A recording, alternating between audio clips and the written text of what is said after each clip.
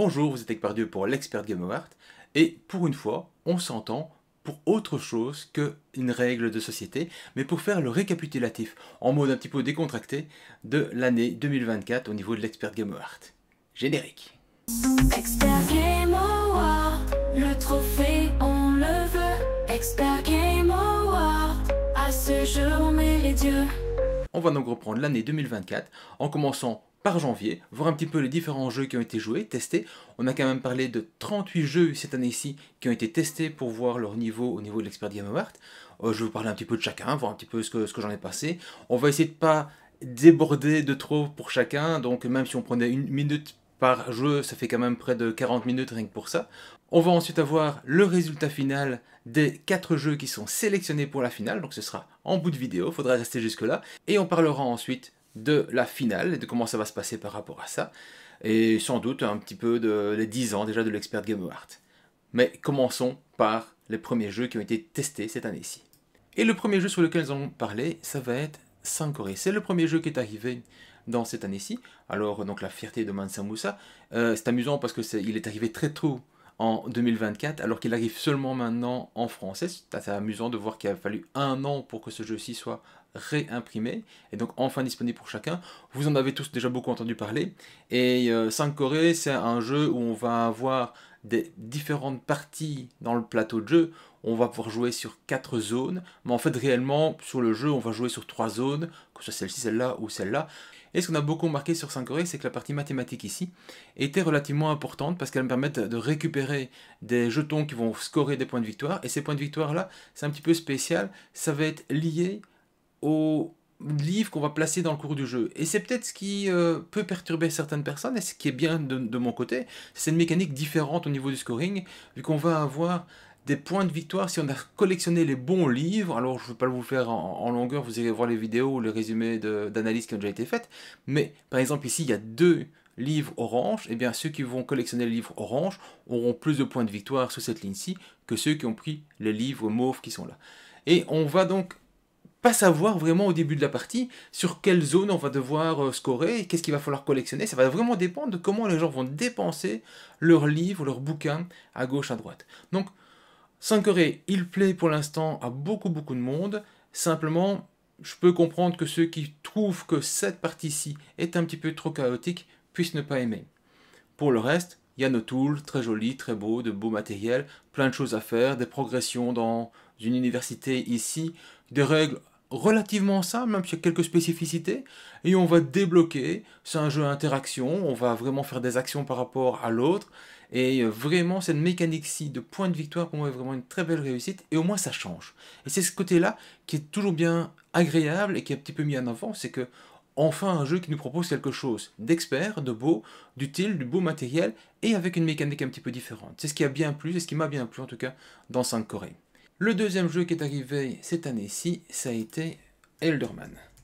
Un jeu qui devait arriver logiquement en 2023, qui a eu du retard, qui est donc arrivé en 2024. Une très belle couverture, et on a un jeu avec de plateaux d'action, on va récupérer des ressources, mais surtout avec un bateau qui va se déplacer, qui va aller d'une zone à l'autre, et que via ça, va aller pouvoir faire des ventes, va aller faire des actions. Et on a une série d'actions à réaliser sur le plateau de jeu. Matériel très correct, aucun truc à dire là-dessus, mais ce qu'il y a, c'est que on s'est un petit peu embêté là sur le jeu parce que on fait pas des choses hyper folles, pas toujours l'impression que les pouvoirs ou les actions sont toutes vraiment équivalentes, et donc pas un grand souvenir impérissable. C'était surtout très long, très lourd pour ce que ça nous apportait en plaisir de jeu. Voilà, un plateau, une grosse boîte, mais pas vraiment un souvenir impérissable pour moi. Donc si je devais faire, et tiens je vais faire ça au fur et à mesure du temps, je vais vous mettre ici sur le côté le classement au fur et à mesure de mon année des différents jeux qui arrivaient, bah, c'était pas tout de suite, évidemment en comparaison à Sankoré, un jeu qui nous aura hyper marqué. Ensuite, on a eu Rise and Fall. Rise and Fall, c'est un jeu de Christine Bollinger, et où se trouve-t-il? Le voilà. Et pour la petite histoire, j'en avais déjà une copie lors des Sun, parce que bah, on a des bons contacts, et j'aurais déjà pu y jouer en 2023, mais dans la course après Sun est toujours difficile. Et Rise and Fall, c'est un jeu qui est très spécial dans le sens où c'est un jeu à blocage. En fait, pour moi, Rise and Fall, ce sont les échecs. C'est un jeu hyper bien fait, super intelligent, avec plein de blocages. Et c'est comme les échecs, si vous ne jouez pas avec quelqu'un qui est de votre niveau, vous allez systématiquement perdre. Alors on peut dire, on peut augmenter le niveau, on peut faire plein de choses ainsi. Alors il y a plein d'extensions et des trucs en plus que moi je n'avais pas, c'est une version de luxe certainement. Mais le souci de Rise and Fall, ben c'est ça, c'est que si vous jouez comme les échecs contre quelqu'un qui n'est pas de votre niveau, vous allez l'écraser, le dégoûter, faire une partie, deux parties, il n'est toujours pas de votre niveau, il a besoin de beaucoup plus de temps pour monter, vous-même vous continuez à gagner des points Elo si on parlerait ainsi, et c'est peut-être ce qui bloque, c'est que si vous ne trouvez pas des joueurs qui ont le même niveau que vous, comme les échecs, ben ça perd un petit peu en utilité et en plaisir de jeu. Maintenant, vous avez le jeu, vous y jouez avec des gens, tout le monde progresse et tout le monde a le même niveau, on va vraiment tous apprendre en même temps, c'est super bien, parce qu'on va avoir une mécanique de peuple en déclin, on va avoir plein de choses qui vont se faire par rapport à notre déplacement, le blocage qu'on va faire. Franchement, le jeu est super, pas très compliqué, très agréable, mais on peut avoir quelqu'un de frustré qui se dit ok mais moi qu'est-ce que je fais encore là quoi, où est-ce que je suis en train de jouer, de toute façon tu m'as bloqué, t'es pas un gentil, ouais parce que c'est méchant, c'est comme les échecs, et donc je sais pas pourquoi je continue à jouer parce que c'est fini, et on peut effectivement se voir jouer mort à ne faire aucune action pendant que l'autre est en train de se développer et prendre plein de place sur la carte, et ça je comprends que ce soit frustrant. C'est ce qui fait que je le trouve vraiment très très bien, mais c'est pratiquement impossible à sortir. C'est pas un jeu qu'on va sortir contre quelqu'un qui n'a jamais joué, il n'a aucune chance.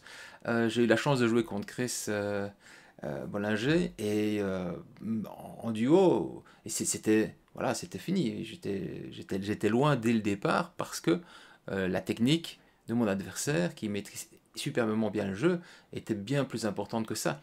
Donc voilà, ce sont les échecs, c'est super, mais il faut vraiment arriver à trouver des gens qui vont progresser avec vous, qui vont gagner en tant qu'adversaire, à 2, à 3. Moi je préfère effectivement à 2, comme un petit peu les échecs, mais voilà, un jeu très bien, trop insortable pour vraiment pouvoir dire que il me donne vraiment du plaisir, ou en tout cas je vais aller jouer beaucoup de fois avec.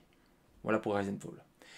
Le jeu suivant, c'est un jeu qui est arrivé en proto. Donc on y a joué avant qu'il ne soit édité, ce qui est très recherché pour l'instant pour ceux qui ont raté le Kickstarter, c'est Inferno. Inferno, c'est un jeu qui a marché directement, on l'avait pour la finale de l'EGA l'année passée, et donc on l'a montré à un petit peu tout le monde, et tous ceux qui ont eu la chance et le plaisir d'y jouer, en fait, ils ont tous pledgé à l'époque. Donc c'est un jeu qui fonctionne, très simple dans l'absolu, vu qu'on va avoir deux parties au niveau du jeu. On a une partie, alors j'essaie de voir si on a une meilleure image que ça. Ouais, on a une partie qui est ici, qui est l'enfer de Dante, et donc ce sont les enfers, on a les différents cercles de l'enfer, et on va progresser, il y a des petites lignes, vous voyez, dans lesquelles on va descendre de plus en plus bas dans les cercles de l'enfer avec des âmes, donc des gens qui sont morts. On n'aurait pas tué de gens dans ce jeu-là, donc c'est pas un problème, et ils vont aller jusqu'à la zone de leur couleur, le jaune il va s'arrêter à la ligne jaune, s'il y en a déjà un qui est couché, où ce sera vraiment son positionnement, on va gagner des points de victoire selon le positionnement. Donc il y a une partie ici, ça on va le faire tout le temps, on va descendre dans l'enfer. C'est très chouette, on joue à un jeu de dames en fait. C'est autant Rise and Fall c'était plutôt les échecs, ici on est plutôt les dames, vu qu'on va avoir des personnages qui vont pouvoir passer outre les cases bloquées par quelqu'un pour aller plus bas. Il y a une limitation parce qu'il faut suivre les chaînes, mais globalement c'est ça. Et du coup il y a plein de petits jeux de blocage qui se trouvent ici. À côté de ça, l'endroit où on va s'arrêter avec son personnage, il y a des petits symboles qui sont dessus, et ces petits symboles-là, ils vont activer une zone qui est associée dans la partie des vivants. Donc la partie haute, hop, si on le retrouve quelque part, des vivants. Voilà, la partie haute des vivants, vous voyez ici, il y a des petits symboles, ce sont les mêmes symboles qu'on retrouve dans la partie des morts, et ça vaut pour deux cases, pour deux zones. Eh bien, si je m'arrête sur le symbole ici, le cabri, eh bien je pourrais faire une action ici ou une action là-bas. Voilà, bon. En résumé, je vais me déplacer ici et je vais activer là-bas. Voilà, ça marche très bien. Les actions sont très simples. Ce qu'on fait ici, c'est pas foufou non plus, c'est pas hyper compliqué. Ça s'explique du coup très vite. Et on va devoir bien calculer en faisant les actions, en mourant, en récupérant. Et quand on a fait plein de petits bonhommes ici, ou qu'on a envie de le faire beaucoup plus tôt, on va accuser quelqu'un qu'on va tuer, parce qu'on dit, voilà, il a forniqué à gauche, à droite. On va le taper au cimetière, et c'est une nouvelle âme qui va arriver. Et on va descendre son petit bonhomme sur le chemin ici de Dante, et on va activer, gagner des choses. Alors, Outre le jeu de dames ici, il y a un jeu de course à l'échalote, parce qu'on va essayer d'aller le plus vite possible pour faire descendre Dante, pour activer des majorités qui vont avoir lieu ici sur chaque ligne. Et là, il y a tout un plateau avec des points de victoire et une progression là-dessus. Et c'est là qu'on va pouvoir gagner les points de victoire, et donc plus on va progresser ici, plus le plateau va être rempli, plus on va scorer des points de victoire. C'est vraiment agréable, c'est vraiment chouette de dire tiens je vais te bloquer, pas te donner de faire un petit bond, mais j'ai envie absolument d'aller faire telle action, du coup ça me coûte ceci, ça me coûte cela. Il y a deux types de monnaie. Voilà. Un jeu simple, un jeu qui fonctionne, je ne comprends pas comment aujourd'hui on n'a toujours pas une localisation francophone qui est faite. Il est localisé je pense dans 5 langues et il n'y a rien en francophone. Alors que le jeu fonctionne et que, bon, vous voyez bien les échos sur internet des gens qui y ont joué et qui le trouvent vraiment très très bien. Un très très bon jeu qui m'a donné beaucoup de plaisir sur ce début d'année et que je rejoue encore avec beaucoup d'amour et de plaisir de jeu. Il y a des petits bonhommes ici qui sont des monstres dont on peut voir les miniatures par ailleurs et qui sont des actions spécifiques que va changer un petit peu d'une partie à l'autre. Ces plaques ici vont aussi changer. Voilà, donc pour moi c'était une belle petite réussite. Il rentrait facilement dans mon top de ce début d'année. Vient ensuite Pest. Alors Pest, c'est un jeu qui est noir, voilà, on peut le dire comme ça. Le dessin de la boîte le fait penser, et en fait tout le jeu le fait penser aussi, parce que c'est hyper sombre. Et ce côté sombre du jeu fait qu'on ne le lit plus. Il y a une lisibilité qui est infernale. D'ailleurs, vous voyez ici, c'est très sombre. Et vous voyez ici, il y a une petite route qui est en bleu. Bleu foncé sur noir, c'est juste une erreur. Enfin, on ne sait pas lire. Et dès qu'on commence à mettre du petit matériel à gauche, à droite, en fait, il y a plein de parties, des chemins qu'on va devoir emprunter pour aller combattre la peste. On est des docteurs de peste et tout ça. On va construire, en fait, des petites maisons à gauche, à droite, on va aller récupérer des bonus, on a un plateau personnel aussi où on va se développer. C'est super malin parce que les actions, c'est ici, et on va croiser en plaçant son petit bonhomme, on va faire une action ceci et une action cela, et donc on va croiser les possibilités d'action 3 sur 3 en disant je vais faire ceci ou je vais faire cela. Ça c'est vraiment très malin, c'est très chouette, même les gars que l'on va soigner, qui sont les malades, qui sont soignés ici au-dessus, vont nous rapporter des bonus, on va acheter des cartes qui vont améliorer notre déplacement. Il y a plein de choses super chouettes, sauf que le plateau est noir. Et la lisibilité, c'est vraiment atroce, infernal. Ce qui fait que Pest, c'était ma première grosse déception pour l'année. Je pense qu'ils se sont rendus compte, pour l'avoir discuté avec ASN, qu'ils n'auraient pas dû. De toute façon, je vois pas pourquoi est-ce qu'il faut absolument mettre ça dans le noir, parce que autant la boîte, soit, mais dans le monde, les gens se déplacent pas la nuit, c'est pas un combat contre des loups-garous. Voilà. Le jeu a juste raté son design, fait que le jeu, j'ai pas envie d'y jouer, parce que c'est juste pas possible. Il prend une place de fou au niveau de la table, donc ça prend énormément de place. Et la lisibilité, en plus, il y a un château 3D qui a été fait ici pour les améliorations, entre guillemets, dans le Deluxe. C'est aussi contre la lisibilité absolue du jeu. C'est des choses qu'on joue sans, en fait. On va systématiquement l'enlever. Donc, voilà. Déception, c'était un beau matériel, c'était une belle idée. C'est juste, ils ont raté plein de choses dessus. Ma première vraie déception d'un jeu que je me dis merde, on aurait pu faire quelque chose de bien, on a juste raté le plaisir d'avoir ce jeu là. Ensuite on a eu Axon Protocol. Axon Protocol, c'est un Kickstarter qui est arrivé aussi en retard, il devait arriver en 2023, il ne l'est pas. On est dans un monde Netrunner, il a la chance de jouer jusqu'à 6 joueurs, et dans Axon Protocol, on va avoir des personnages, beau matériel ici aussi, et ce sont des personnages qui vont chacun avoir un petit pouvoir, un pouvoir d'action, et il fait des actions dans le style si alors sinon. Et on va se déplacer sur ce plateau-ci pour aller faire nos actions. C'est un monde Netrunner, on vend de la drogue, on fait des implants, on va aller faire un tour de champ et compagnie, et le jeu en fait s'approche très fort d'un Station Fall, dans le sens où les bonhommes qui sont ici qu'on va déplacer, en fait ils vont crever. On va en tuer, on va en prendre, on va en tuer, on va développer autre chose, on va les virer du plateau de jeu, enfin qu'importe, c'est des gens qui vont mourir, et il y a des gens qui sont suicidaires, et donc ils veulent se faire exploser, leur but c'est de se faire exploser au milieu du grand foule. Donc c'est très spécial, c'est pas mal fait, c'est assez sympathique, et il y a surtout une progression ou une gestion qui doit être faite par rapport à ceci, qui est une progression de niveau dans plusieurs domaines, et c'est ça qui fait le point de victoire. Et c'est peut-être ça son problème, c'est que bon, le côté chaos, admettons, c'est pas nécessairement tout le temps mon truc, mais il y a vraiment des moments où, en fait, les actions des cartes, on a des cartes aussi à jouer, elles sont tellement faibles, en fait, elles sont contrables, alors que le personnage, le mec qui va se faire sauter, va se faire sauter. Et ça, on ne sait rien faire contre. Du coup, quand c'est beaucoup de chaos, et que les rares actions contrôlées, elles sont contrables, bah en fait, ce n'est plus que du chaos, et c'est peut-être ça qui m'a déçu. Mais, voilà, un jeu pas désagréable pour son côté folie. Si vous aimez le chaos, Action Protocol, pourquoi pas. C'est moins lourd que du Station Fall. Si vous avez aimé Station Fall, pourquoi pas aller au moins essayer une fois Action Protocol. On en vient ensuite au Lacerda de l'année. Invention, les évolutions des idées. Un Lacerda. Lacerda, c'est toujours la même chose. Certains aiment, certains détestent. Moi, je suis plutôt dans la catégorie de ceux qui aiment. C'est un jeu ici où on va faire énormément de choses différentes, un plateau personnel, et puis une carte, et plein de possibilités d'action. Ce qui est très chouette, c'est que on va mettre son petit marqueur ici à un endroit, on va le déplacer, on va le mettre, mais on peut pas aller dans une zone où on est déjà allé. Si on va dans les trucs des autres, on leur donne des petits bonus. Mais ce qu'il y a, c'est que c'est pas tellement l'endroit où on va faire son action qui est importante, c'est qu'il va y avoir du rétro-engineering. Dans ce jeu-ci, ce qui est vraiment spécial avec Invention, c'est que si je veux faire l'action A, qu'importe ce qu'elle est, c'est que je vais me mettre sur l'action C, qui va me donner un bonus pour aller faire l'action B, qui va me permettre d'aller faire l'action A en finale. Et le truc, c'est d'arriver à faire le plus de rebonds possible avant d'arriver à l'action qu'on a vraiment envie de faire. Et donc ce rétro-engineering, c'est super intéressant. Moi, j'aime vraiment bien cette réflexion qui va avec. Mais ben c'est aussi super long. Parce qu'on peut dire on prépare son action avant, mais comme parfois il y a des bonhommes qui ont changé, il y a des majorités qui ont changé, il y a des pièces qui ont changé de place et tout ce qui va avec, ben, quand vous revenez avec votre tour, votre rebond numéro 2, il n'existe plus, il faut en trouver un autre. Donc ça prend potentiellement beaucoup de temps au niveau du downtime. Ce qui va faire les points de victoire, c'est cette partie-ci, c'est la construction qu'on va faire sur son plateau perso. Et pour ça, il faut avoir beaucoup de tuiles, il y a toutes des règles de placement, tout ce qui va avec, c'est pas très grave ici, mais en tout cas, c'est là-bas.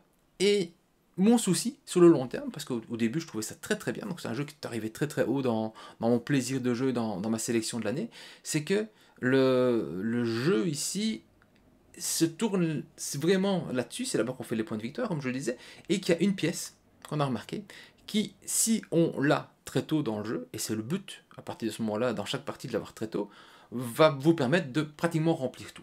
Voire de remplir tout. Coucou Dimitri Perrier, qui arrive à avoir tous ces bonhommes, tout remplir et tout ça. Et sa réponse, mais cette pièce-là est trop forte en fait. Il n'y en a pas pour tout le monde. Donc, premier joueur est certain de l'avoir, les autres, ça dépendra. C'est vraiment ce qui m'a déçu dans Invention, parce qu'il est resté très très longtemps dans mon top de l'année, mais encore maintenant, j'y joue, je pense que c'est un Lacerda que je garde, mais voilà, j'en garde beaucoup, je dois avouer. J'y rejouerai encore avec plaisir, mais cette petite pièce-là m'embête. C'est une pièce qui permettrait d'avoir des autres pièces plus rapidement, comme c'est là-bas qu'on fait les points de victoire, ben, le jeu se joue là-bas.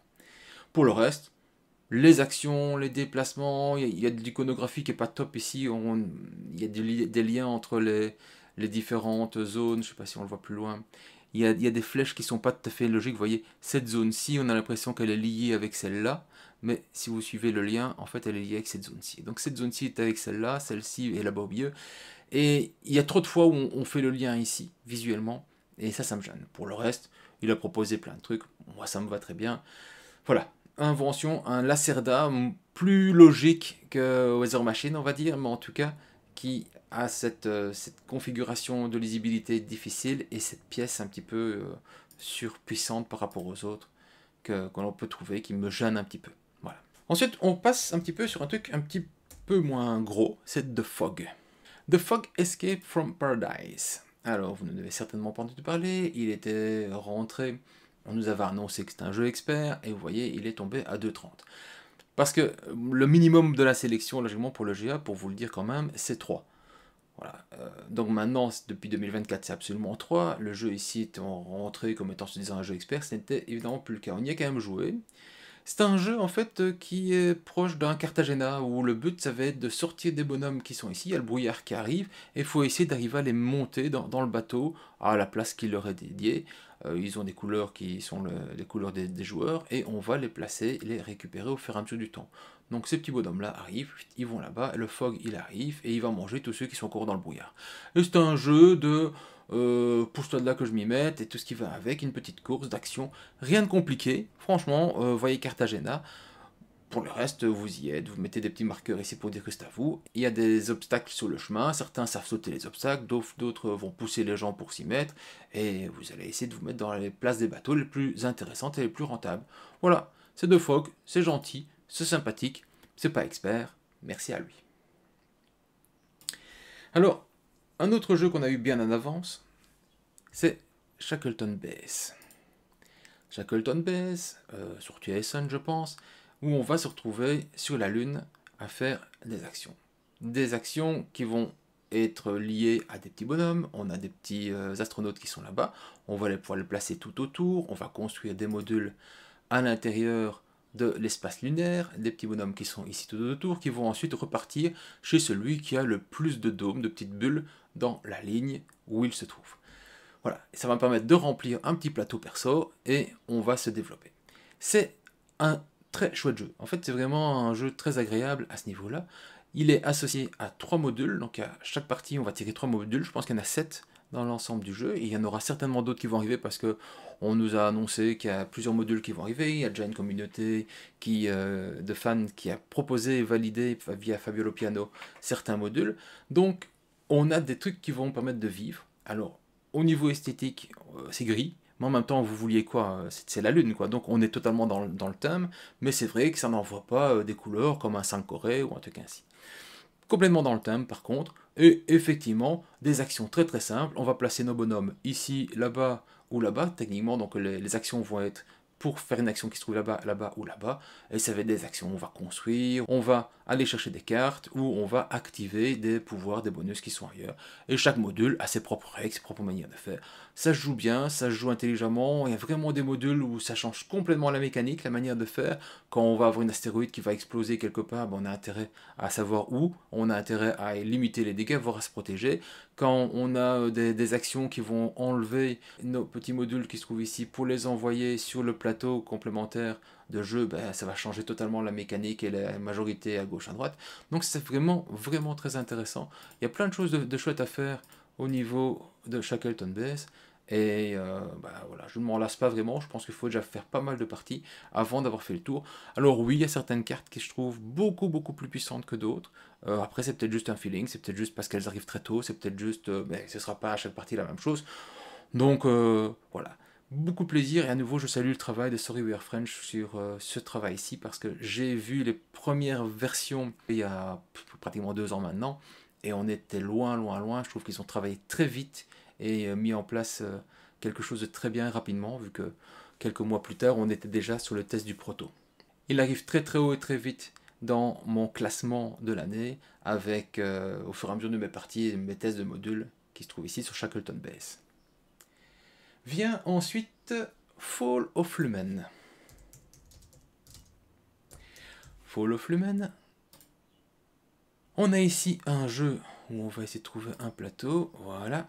On va avoir un plateau qui se trouve ici, on va avoir des bonhommes qui vont se déplacer d'une zone à l'autre, qui vont activer les actions qui sont là-bas. On a toute une série de cartes qu'on va pouvoir se développer, et voilà, il y a plein de petites actions à faire, mais le but vraiment du jeu, ça va être d'aller placer, délivrer des bonhommes, donc les cartes et tout ça. Je ne sais pas si on les voit à un moment ou à un autre, peut-être pas beaucoup d'images ici. On a ici tous des points de victoire à aller faire et des hommes à aller délivrer qui sont en prison et qui vont nous permettre de faire beaucoup de scoring dessus. Ce qui était un petit peu embêtant avec Fall of Lumen, c'était vraiment le pouvoir de chaque zone. Il y a vraiment un truc qui coûte très cher et dont on ne trouve pas vraiment le rapport qualité du pouvoir rentré par rapport à l'énergie qui a été dépensée pour le faire, donc tous des prix d'achat et de vente et tout ça. C'est assez spécial au niveau des explications et tout ça, c'est pas nécessairement court, il y a plein de petites règles, mais vraiment cette répétitivité, cette manière de jouer où on a l'impression rapidement sur 2 parties qu'on va toujours relativement faire les mêmes choses, c'est les mêmes actions. Alors on peut changer le côté du plateau et tout ça, les cartes vont pas être les mêmes, il y a beaucoup de cartes différentes, ça c'est vraiment très bien, l'artwork est bien fait, Mais bon, la répétitivité nous a vite saoulés, et en fait, on en est passé outre. Voilà. Ça n'a pas été une grande réussite pour nous, en tout cas, cette partie-ci de Fall of Lumen. C'est dommage, au début j'aimais assez bien, et puis les parties en partie, ça a vraiment fait une descente par rapport aux possibilités, au fur et à mesure qu'on voyait, bah, tiens, au final on fait toujours ça, et au final, ouais, c'est ça qui gagne, donc voilà, on est passé à autre chose. On est passé sur Terminus. Alors, Terminus, on se trouve déjà au mois de mai ou mai-juin, je pense, quand Terminus arrive, où on a ici le plaisir d'avoir un plateau sur lequel on va faire des rails, on va faire un métro, et ce métro va me permettre de nous développer et de faire plein d'actions. Évidemment, il y a toute une partie où on va faire nos trucs, et ça c'est le visuel du jeu. Mais en fait, le jeu est vraiment tenu sur ceci. C'est une zone où mes petits bonhommes vont avancer, et ils vont tourner en rond. Et une manche, ça va être le fait de tourner en rond ici autour. Et quand je m'arrête quelque part, ben, j'ai le droit à faire une des actions de la zone qui est associée, la zone verte, la zone mauve, la zone bleue. Simplement, si j'ai envie, je fais le tour complet, je m'arrête pas, et je vais directement aller ici. Mais en tout cas, ce qu'il y a, c'est qu'on fait des micro-actions. Et c'est peut-être ça qui ne plaît pas nécessairement à Terminus, c'est qu'on fait plein de petites actions. Alors c'est super malin au niveau des actions, c'est super intéressant, on est serré au niveau des espaces de stockage et tout ça. Le problème, c'est qu'on fait des micro-actions pour faire au final une action, qui va être l'action importante, qui va être de construire, où on va enfin développer son réseau et avancer. Et sur les 3 manches, ça va être ça. Et celui qui arrive à mieux gérer ses micro-actions et qui peut-être arrive à construire plus souvent, bah c'est lui qui gagne. Parce qu'il va avoir plein de possibilités au niveau de son développement et tout ce qui va avec. On va rajouter des petites cases ici dans le jeu qui sont des pouvoirs qui remplacent les pouvoirs de base. On va avoir des objectifs ici qui sont des objectifs de fin de partie. Il faut arriver à faire ceci, cela, mais ça prend des bonhommes qu'on n'a plus. On est hyper serré au niveau argent. Il faut développer son marqueur ici pour pouvoir construire. Il y a plein de choses à faire en fait. Et ce qu'il y a, c'est qu'on a beaucoup de gens qui ont trouvé que c'était trop de petits trucs pour enfin faire un gros truc. Et évidemment, ça va tenir beaucoup sur les plaquettes et l'amélioration des actions qu'on va avoir ici.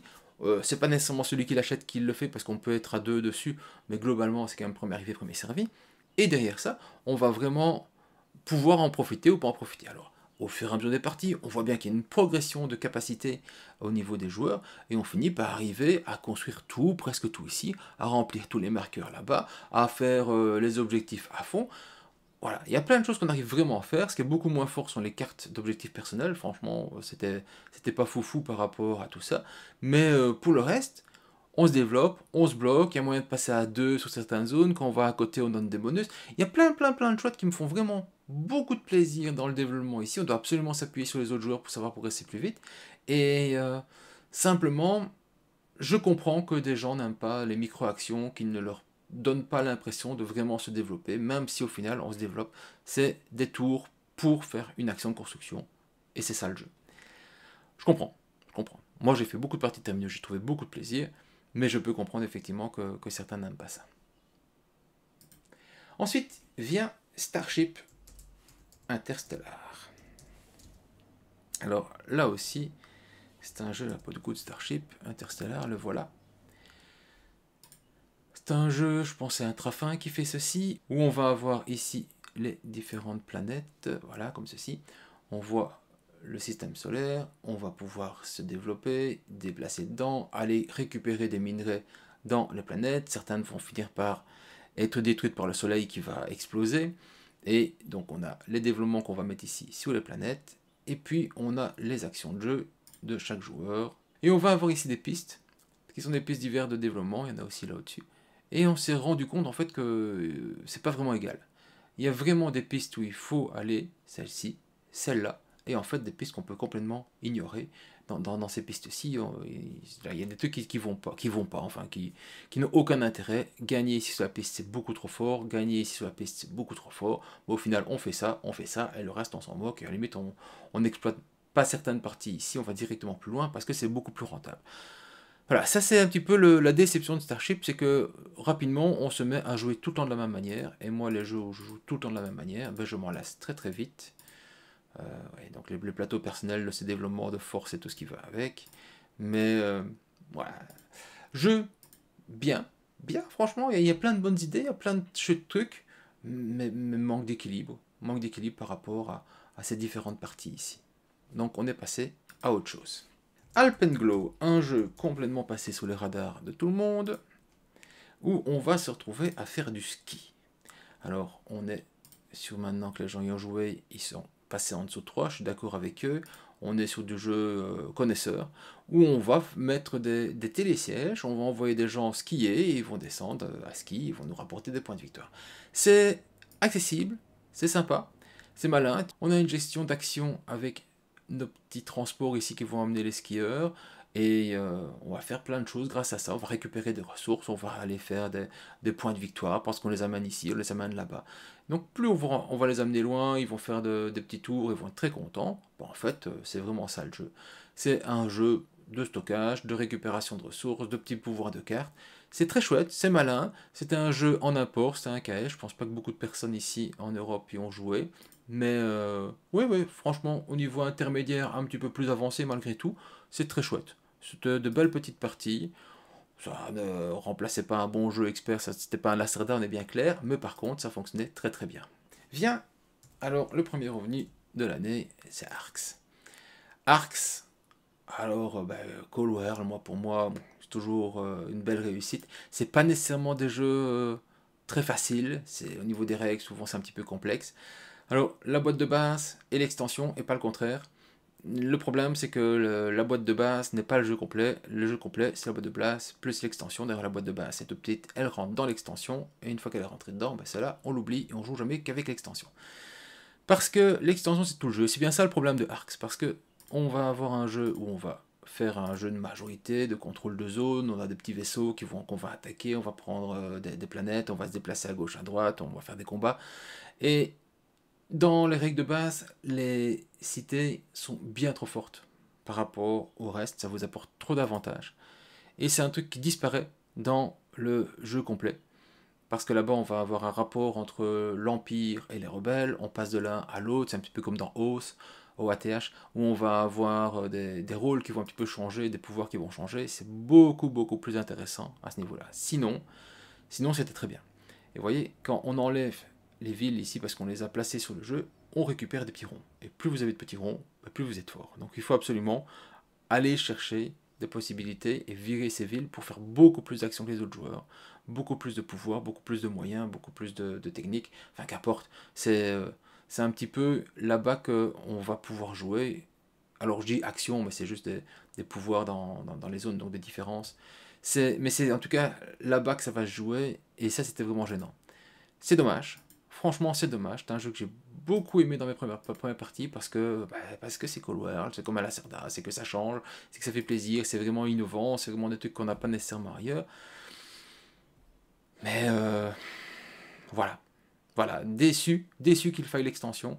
Du coup, comme pour le GA, on ne compte vraiment que sur la partie boîte de base et pas sur les extensions. Faut pas que ce soit un jeu qui est corrigé par l'extension. Ils ont décidé de le couper en deux, sinon c'est trop cher. Je comprends, mais ça fait que la boîte de base n'est pas cotée. Le jeu n'est pas coté pour moi à sa vraie valeur, vu qu'on a coté que la boîte de base et pas avec l'extension. Voilà, une déception. Mais déception, pas pour le jeu, hein, que l'extension est super, mais par rapport au fait qu'elle ait été découpée. Tant pis, c'est pas grave, c'était quand même un bon jeu, je ne peux que vous le conseiller. Salton Sea. Salton Sea, ça fait déjà le 14e jeu qu'on testait de l'année, donc il est sélectionné pour les Diamants d'Or, et 3,82, c'est un jeu qui se rapproche au niveau de Terminus sur le fait que c'est un jeu où on fait des micro-actions. En fait, Salton Sea, c'est super, il y a une belle mécanique parce que c'est l'argent qui fait aussi les actions. Donc on va avoir ceci, c'est de l'argent, d'un côté c'est de l'argent, de l'autre côté c'est l'action. Quand vous dépensez de l'argent, vous perdez donc des actions, et ça c'est génial, c'est vraiment super, franchement ça c'est vraiment très bien. Mais le problème c'est que du coup, on fait pas souvent grand chose, et on passe son temps à faire 3 actions pour gagner l'équivalent d'$1. Voilà, ça c'est vraiment le côté un petit peu dommage de Salton Sea. Alors oui, on va se développer, oui, on va finir par gagner, on va finir par faire des points de victoire, mais c'est ce qui m'a embêté quelque part, c'est que j'avais jamais l'impression de progresser. j'avançais un petit peu. Alors cette partie-ci, qui c'est une partie de chair, hein, donc d'action, donc de papier, hein, des actions monétaires, on va avoir cette zone-ci qui est beaucoup d'énergie pour ce que ça apporte. Et ça c'est aussi un petit peu dommage, parce que dans un jeu où il y a si peu de trucs à faire pour gagner des points de victoire, donc de l'argent, et des zones ainsi qui sont un petit peu perdues, tu fais, ok. Oui, c'est pas ça, hein, c'est pas que c'est nul, mais faut vraiment progresser, il y a plein de contraintes pour la progression, et tout ce qui va avec. Et vraiment, ce qui moi m'a le plus gêné, c'est le fait de ne pas faire de la monnaie. Donc quand vous devez gagner ces cartes-ci, qui valent 5$, il faut gagner absolument 5$ en une seule fois. Et c'est pas nécessairement facile de gagner 5$. Ça va dépendre de plein de choses, mais c'est pas facile. Or, dans les cartes de base, il y a une carte qui permet de vendre 2 fois. Et comme on vend 2 fois, on peut tout de suite avoir les 5$.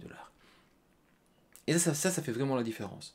Parce que celui qui va avoir une carte 5$, effectivement, il bloque 5$ en une fois, il faut avoir de la monnaie ailleurs pour payer les différents coûts, mais lui, il fera des actions beaucoup plus fortes que les autres joueurs. Et donc ça fait tout de suite une différence. Et comme cette action aussi qui permet de vendre 2 fois, elle n'est pas pour tout, je pense qu'il y en a 2 dans l'ensemble du jeu, les 2 premiers qui l'ont, et c'est pure chance, ils vont pouvoir l'utiliser, ils vont vite monter à 5$, et puis après ils sont partis, et on les regarde, et nous, avec nos petites actions toutes pourries, on a vraiment du mal à avancer. Ça c'est vraiment le truc qui m'a le plus déçu, je vais dire, dans Salton 6, cette carte qui permet d'aller à 5. Voilà, pour le reste, des micro-actions pour monter, je peux encore faire avec, mais moi ça n'a pas fait mon bonheur en tout cas.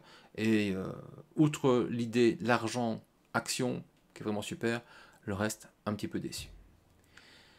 Derrière Salton Sea, on a eu Civolution que Ben nous avait amené lors d'un week-end spécial. Il avait eu la copie, donc on l'avait eu un petit peu en avance, là on se retrouve déjà en juillet. Et dans Civolution, un immense plateau. Alors moi, là aussi ça marche, comme Château de Bourgogne, c'est mon jeu numéro 1, donc évidemment, comprenez bien que j'attends beaucoup de choses de ce type de jeu-ci. Et plein de choses à faire, des développements, une carte sur laquelle on va aller construire des peuplades, se développer, chercher du bois, découvrir des trucs, plein de choses de très chouettes à faire. Et franchement, des trucs très sympathiques avec une gestion de dés, où on va acheter les dés et on va les utiliser 2 par 2 pour aller faire l'action. Donc je vais aller faire le 1 ici, c'est toute la zone des 1 et 2. Donc si j'utilise 1 et 2, je vais arriver ici 1 et 2. Je vais faire cette action-ci.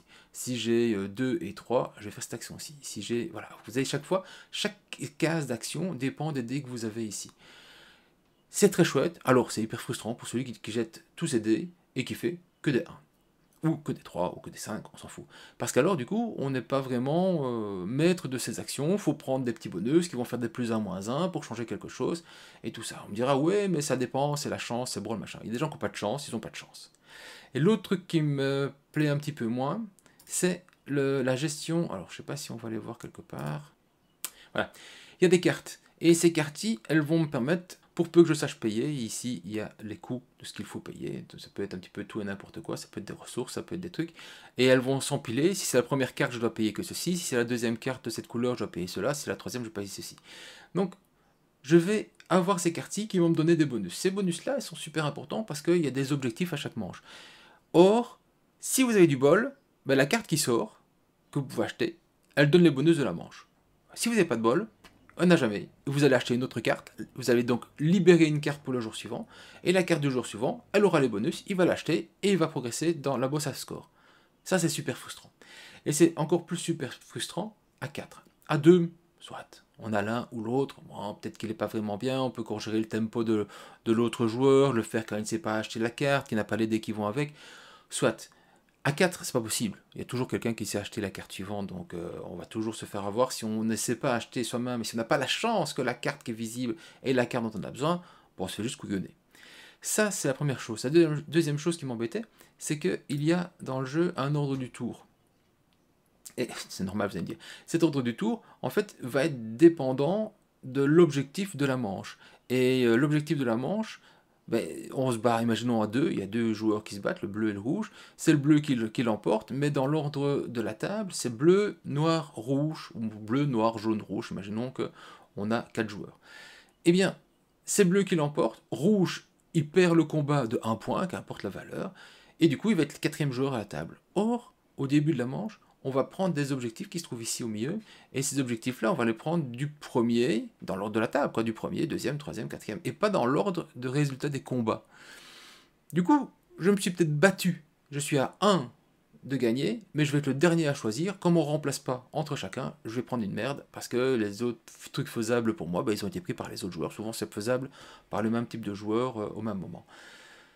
Voilà, ça me déplaît énormément. Ce qui veut dire que à 2 joueurs, c'est moins gênant. Je suis premier ou je suis deuxième.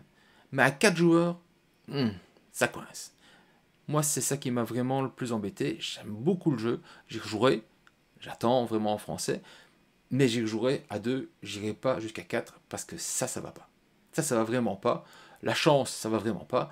Donc, jouons juste sur le dé, soit par rapport à un autre. Là, on va se développer, on va faire des parties différentes, on va foncer, on va faire dans des scorings différents. Pas de problème. Civolution, moi, c'est un jeu à 2 joueurs, j'irai pas le jouer. À 4, 3, on peut encore discuter, mais en tout cas, à 2, pas plus, logiquement. Déçu, j'aime bien, mais déçu. Pampero est arrivé. Pampero, on l'avait déjà eu en 2023, c'est-à-dire qu'on avait déjà fait la vidéo règle, on avait eu le jeu et tout ce qui était avec. J'étais pas hyper emballé sur le jeu en 2023, même si tout fonctionne. J'espérais qu'il y aurait eu des corrections à gauche à droite pour 2024. Ça n'a pas été le cas. Je constate qu'en 2024, je joue bien mieux qu'en 2023, donc peut-être qu'ils ont fait des petits mini changements que je n'ai pas bien vus, mais en tout cas qui étaient bien placés là-dessus. On va jouer des cartes qui vont être ici, qu'on va payer au fur et à mesure du temps, qui vont nous permettre de nous développer et d'aller placer des petites éoliennes, des centrales électriques et compagnie sur le plateau là. On va se développer ce plateau perso ici qui est hyper rempli et qui n'est même pas nécessairement tout à fait vrai, qu'importe. Et on va faire une course ici à certains types de bâtiments et c'est ça qui va scorer. Voilà, et globalement c'est ça qui va scorer. Il y a des petits objectifs. C'est un vendu comme un Lacerda Light, vu que Vital avait aidé son copain, mais voilà, je m'y retrouve pas en fait. Je vois pas nécessairement le Lacerda, je trouve que je fais tout le temps les mêmes actions, que les mêmes types de gestion, il y a plein de petits trucs où si on est des deux côtés, on va gagner un bonus entre les deux, des trucs ainsi. Mais déjà, l'ouverture du jeu est toujours la même. Je vois que 2 ouvertures, je suis peut-être aveugle, mais je vois que 2 ouvertures possibles. Je prends la A ou je prends la B, et en fait, je vais tout le temps faire la même chose dans la première partie du jeu. Après, ça évolue par rapport à ce que les gens prennent et là-bas où les gens se mettent, mais globalement, je vais faire plus ou moins la même chose. Je gère mieux mon argent, ouais, je gère mieux mes trucs, mais voilà, j'ai l'impression d'avoir fait le tour après 3 parties, donc non, ça n'a pas matché avec moi en tout cas, pas cette fois-ci. Viens, ensuite on est dans les vacances, et c'est Ezra et Nehemia. Alors, Ezra et Nehemia, aussi mis dans les diamants. C'était amusant parce que les commentaires des gens par rapport à ci, au fur et à mesure que je le sortais, c'est que ouf, c'est chargé. Oh, ouais, c'est chargé, il y a plein de trucs à gauche, à droite, il y a des petits bonhommes, il y a des murs autour, on va faire des trucs ainsi. Alors je sais pas pourquoi, ça parle pas à beaucoup de monde, le fait de reconstruire Jérusalem, est-ce que c'est le contexte économique international et tout ce qui va avec? Je sais pas. Par contre, moi, ça marche. C'est-à-dire que pour moi, Ezra et Nehemia, c'est vraiment un tout bon jeu de l'année.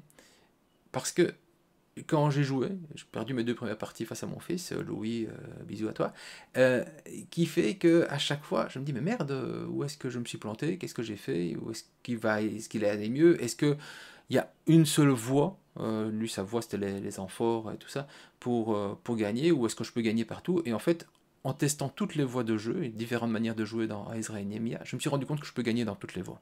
Même la plus faible, entre guillemets, celle-ci où on va se déplacer avec ces tentes en tournant en rond ici, c'est jouable. Il y a plein de trucs qui sont forts, les scripts c'est fort, aller suivre ici, être devant c'est fort, aller monter le bateau au-dessus c'est fort, remplir tout ceci c'est fort. Il y a plein de trucs de super balèzes. Construire c'est peut-être ce que les gens ont envie de faire le plus dans un premier temps, mais même ainsi, il y a des choses à faire, il y a des gestions de cartes à faire, il y a vraiment beaucoup de trucs sympathiques. Le fait que tu mettes tes cartes ici au fur et à mesure, donc on va mettre 3 cartes au fur et à mesure du temps. Les drapeaux ici, les fanions, il faut définir la puissance de l'action qu'on va faire. Si je veux faire bleu, j'ai mis cette carte-ci, je veux faire bleu, j'ai 2, 4, 5. point de force bleu, j'en fais quelque chose. Si j'ai envie de faire gris, je fais gris, mais je place ces quartiers. J'ai aussi possibilité de faire rouge, même si j'ai une simple force de 1. On a des bonhommes qu'on va pouvoir placer ici, qui vont améliorer nos capacités. Il y a plein d'intérêt à retourner les plaquettes ici pour augmenter les capacités. Une fois que j'ai mis mes 3 cartes là, je vais en mettre 3 dessus. Et au fur et à mesure, je vais voir dans quel ordre j'ai envie d'écraser. Il y a un petit pouvoir au fur et à mesure qu'on le place. Franchement, Ezra et Nehemia, pour moi, c'est vraiment un très très chouette jeu. J'ai beaucoup de plaisir. Je suis très content de le voir dans les finalistes du Diamant. Et ouais, j'ai pas grand chose vraiment à lui critiquer, si ce n'est, bah, tu peux peut-être la DA, le thème et tout ce qui va avec, mais non, ça marche bien. Alors, c'est pas une rénovation complète du plaisir de jeu ou de la capacité de jeu, il y a plein de trucs qui fonctionnent bien, mais c'est une série de choses connues qui, ajoutées l'un avec l'autre, fait que ça fonctionne. Voilà. Moi, ça fonctionne même très bien. C'est expert, le poil l'indique, même si on a l'impression qu'en fait c'est du connaisseur. Et ça qui est assez amusant, c'est que c'est vraiment technique, tactique, et il donne malgré tout l'impression d'un jeu plus léger, plus simple. Et c'est pas le cas. Voilà. Belle réussite qui est arrivée très haut tout de suite dans mon top personnel de jeu de l'année. Alors, une Conscious Mind. Alors ça, c'est un jeu qui divise, et je peux comprendre. Il a pratiquement 4 de puissance, on se retrouve à être Freud et à aller jouer des actions sur Freud.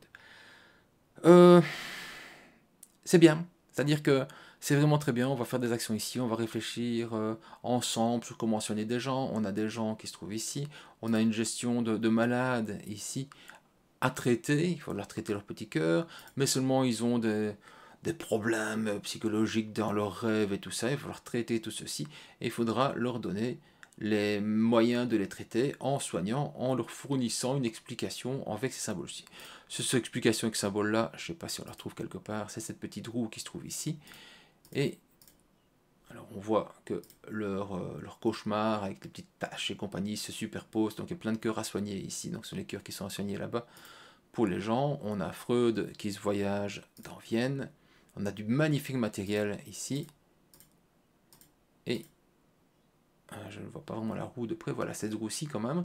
On va avoir des petits marqueurs qui vont aller sous la roue, et ces marqueurs-ci, on va les dépenser. Ils progressent petit à petit, c'est des couleurs, certains diront, moi ça me parle pas, c'est juste des couleurs, mais ça pourrait être, c'est la passion, c'est la croissance, c'est l'envol, voilà, globalement c'est ça l'idée.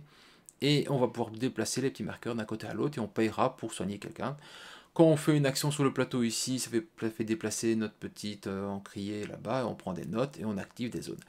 Ça marche super bien, franchement, je trouve que mes premières parties, j'en suis très content. Et puis après, au fur et à mesure des parties, en fait, le jeu descend dans mon estime pour 2 choses. La première, c'est qu'on trouve une carte qui casse un petit peu le jeu et qui permet aux gens de tourner en rond et de faire soigner, sans devoir revenir ici, sans devoir revenir faire d'action. Parce qu'ils regagnent suffisamment de ressources ici pour soigner le suivant.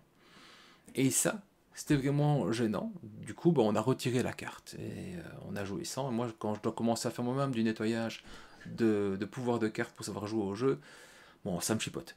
Et derrière ça, il y a autre chose qui nous embêtait, c'était cette partie où, je l'ai vu tantôt, où on a, ici, ceci, cette partie-ci, qui est vraiment en dehors du plateau, je ne sais pas ce qu'elle fait là, et elle est très gênante. En fait, il y a ici, au début du jeu, dans chaque pile, on va dire, il y a un petit marqueur à aller chercher, il est au-dessus, donc on va le récupérer très vite. Et ce marqueur-là, il me apporte un petit bonus, qui est un bonus d'avancée pour Freud. Et cette avancée-là va définir la fin du jeu, cette avancée-là va me permettre d'avoir des points de victoire. Si je ne vais pas le chercher, c'est une erreur, parce que je me coupe à des points de victoire, et il y a des points de victoire de fin de jeu, qui est celui qui est le plus avancé. Donc, il y en a 3. C'est accessible au premier joueur d'office, deuxième joueur d'office, troisième ou quatrième, c'est les 2 premiers qui choisissent à qui ils veulent le donner, parce qu'on peut bloquer quelqu'un en faisant une action ou une autre, et donc lui ne saura pas l'avoir, ce sera le suivant qui l'aura. Donc, à 4 joueurs, ça va pas. À 4 joueurs, on ne peut pas avoir un joueur qui n'aura pas par rapport à son talent, mais juste par rapport à son ordre du tour. Moi, ça me chipote. Et ça, c'est vraiment pas possible, c'est vraiment pas normal.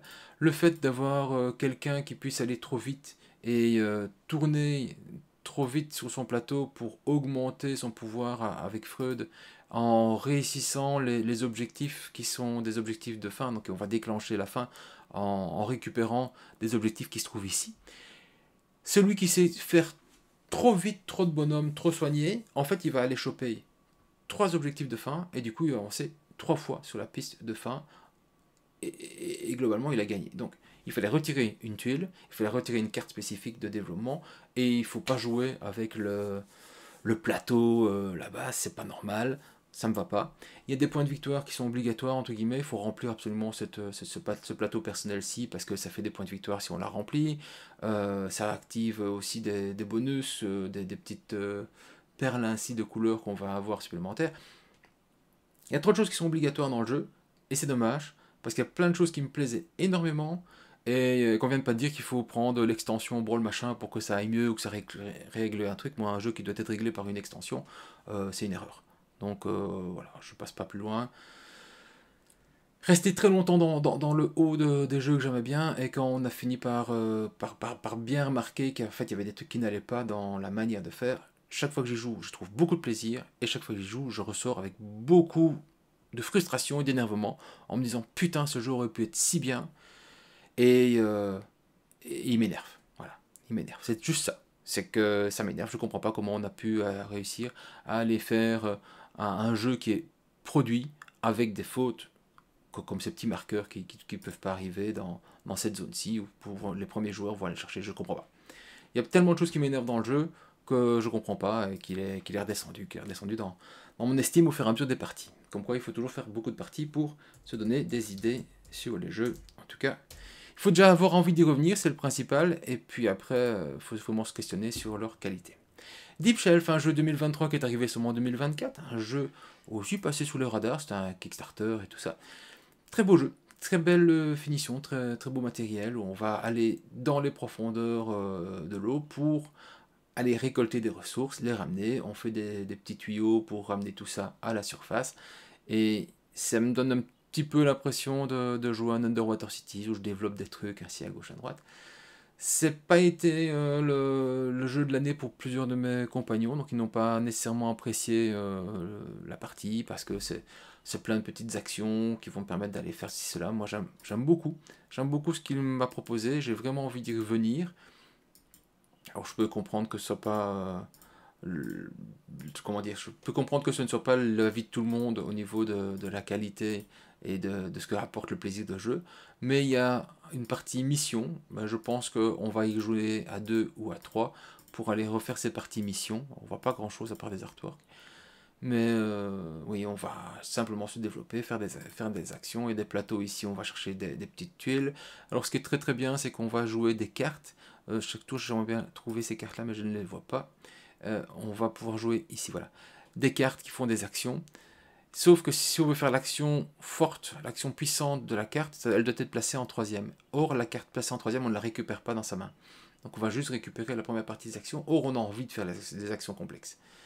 Voilà, ça c'est vraiment le côté malin du truc, c'est qu'on fait des actions, on a des cartes, on joue ces cartes, seulement on va en bloquer systématiquement une, celle-là on ne la récupérera pas. Or, on voudrait bien la récupérer, donc il faudra attendre d'aller l'écraser, de la faire sortir et tout ce qui va avec. Voilà, donc 3 à cartes, la deuxième ici va glisser derrière, on va passer à autre chose. Donc ces cartes-ci vont me permettre de faire beaucoup de choses, le fait de les placer va les bloquer, et ça j'aime vraiment bien cette manière de faire et de gérer mon jeu. Le développement, à côté de ça, c'est un développement plutôt classique, on va vraiment récupérer des ressources qui vont nous coûter, qui vont modifier, qui vont attaquer la planète au fur et à mesure qu'on la dégrade, voilà, c'est des thèmes habituels. Voilà, j'ai juste simplement envie de repartir à 2. Je peux comprendre que ça ne plaise pas à tout le monde, ça me fait pas un gros souci, j'ai encore bien aimé ma partie, j'en ai des très bons souvenirs. Alors là, on est juste avant SN, vu que c'est mon jeu du mercredi soir, qui est arrivé juste avant le salon, et c'est Azan Tiger. Alors j'en entendais beaucoup, vu qu'on retrouve Nuno, Bizarro Centero et Paulo Soledad à la manœuvre, donc ce sont des gens qui avaient déjà fait Madeira, qui ont fait Nippon. Nippon, qui est quand même le premier jeu EGA en 2015, donc évidemment on entend beaucoup de choses. Alors on arrive et on a ça. Et en fait, comment dire, ils ont eu plein de problèmes, j'ai appris après, ils ont eu plein de problèmes au niveau du graphiste. L'illustrateur les a plantés, ils ont dû faire ça avec quelqu'un d'autre qui n'est pas vraiment un illustrateur, donc il a juste tapé des couleurs et fait un tableau, c'est moche. C'est lisible, illisible, il y a plein d'erreurs de lecture de jeu, il y a des symboles, des valeurs qui sont à côté, qui sont pas lisibles, et c'est celle-là qu'il faut lire, et pas celle qui est à côté. Donc ici, vous voyez pas, mais il y a une chiffre, il y a une valeur qui est ici ou ici. Donc 1, 2, 3, et à côté, on va avoir 2, 3, 4. Donc, c'est cette valeur-là qui est importante, et on voit que celle-là, ça va pas. Plein de gestion à ce niveau-là, il y a plein de trucs qui vont pas dans le jeu. C'est dommage. C'est dommage, c'est un jeu de gestion de majorité, alors les gens ne le verront qu'un tableur de toute façon, et ils ont raison. Donc pour moi, c'est un jeu qui était en bonne idée, qui aurait pu fonctionner, de placement, des objectifs de création, on va aller récupérer des ressources, on va aller construire, on va ensuite envoyer tout ça à l'international, qui va nous permettre d'avoir des petits drapeaux pour dire qu'on a traité avec telle ou telle personne, qui nous donnera ensuite des points de victoire, ici selon notre positionnement et notre majorité. Enfin voilà, il y a plein de trucs. C'est froid. Alors le design n'explique pas tout, mais en tout cas c'est froid, on peut complètement passer à côté. Moi je suis passé à côté, j'ai essayé 2 fois, la deuxième fois c'était pas mieux que la première, donc voilà, dommage, dommage. Ensuite on est à Essen et on quitte Essen, et dans Essen on aura l'occasion de faire un Mennefer. Mennefer, on en fait une partie avec Xavier Georges et Fabio Lopiano qui étaient sur place. C'est un jeu où on a plein de choses à faire. Donc je pense qu'il est aussi dans les diamants. Plein de choses à faire, des actions ici, des actions là-bas, des actions là-bas, des actions là-bas. En fait, dans le jeu, il y a des actions partout. Et voilà. C'est des progressions là-bas. Mais alors on va faire une momie ici qui va me permettre d'avoir une action sur le bateau. L'action sur le bateau va me permettre d'avoir une action dans le temple. En fait, c'est un jeu à combo. Alors moi, je vois pas l'intérêt du jeu si c'est pour faire juste des combos et qui se cachent sous une pseudo-iconographie. Donc moi, je suis complètement passé à côté. On a un petit peu le même avis avec Fabio et Xavier. C'est que, ouais, pourquoi pas? Enfin, je veux dire, c'est pourquoi pas effectivement faire des actions ici pour avoir une action là-bas, pour avoir une action là-bas, avoir ceci qui va me permettre d'avoir cela. Ok, ok. Voilà, je comprends pas, je vois pas l'intérêt de ma partie, j'ai l'impression d'avoir rien fait. Je ne vois plus que des liens entre une zone et une zone autre, et je fais un truc pour progresser là-bas. Alors on pourrait dire que c'est un petit peu la même chose avec Lacerda, hein, avec Invention, c'est aussi faire un truc pour avoir un autre machin ailleurs. Sauf que moi ici, ben, ça marche pas. Donc, Mennefer, je suis complètement passé à côté, ça m'a pas du tout remué, je me suis plutôt ennuyé dans ma partie. Et, je suis juste pas la cible des combos, c'est pas grave, tant mieux si ça marche avec d'autres, tant mieux que ce soit vraiment hyper plaisant pour d'autres joueurs, ce sera juste pas mon cas. Alors SETI, on se retrouve ici chez CGE, aussi un jeu du diamant, et CGE, j'ai toujours un petit peu peur quand ça arrive, parce que, allez, depuis Narak, moi je trouve qu'ils n'ont pas réussi à faire Ils ont tenté plein de trucs, hein, rien à dire, ils ont tenté des trucs, et c'est chouette d'avoir tenté des machins ainsi. Mais Deal with the Devil, c'était pas une réussite non plus, quoi. Donc on en a eu quelques-uns qui étaient un petit peu plouf, un petit peu mou du genou. Et ici, en fait, ça marche super bien. C'est aussi un jeu très serré, un jeu où on n'a pas beaucoup de ressources, on va devoir se débrouiller avec ce qu'on a, et on va devoir se développer.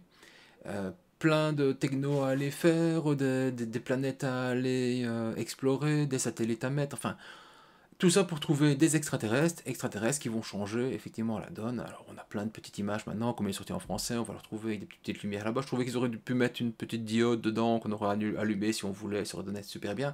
Mais les gens le font avec un GSM, écoute, ça marche très bien.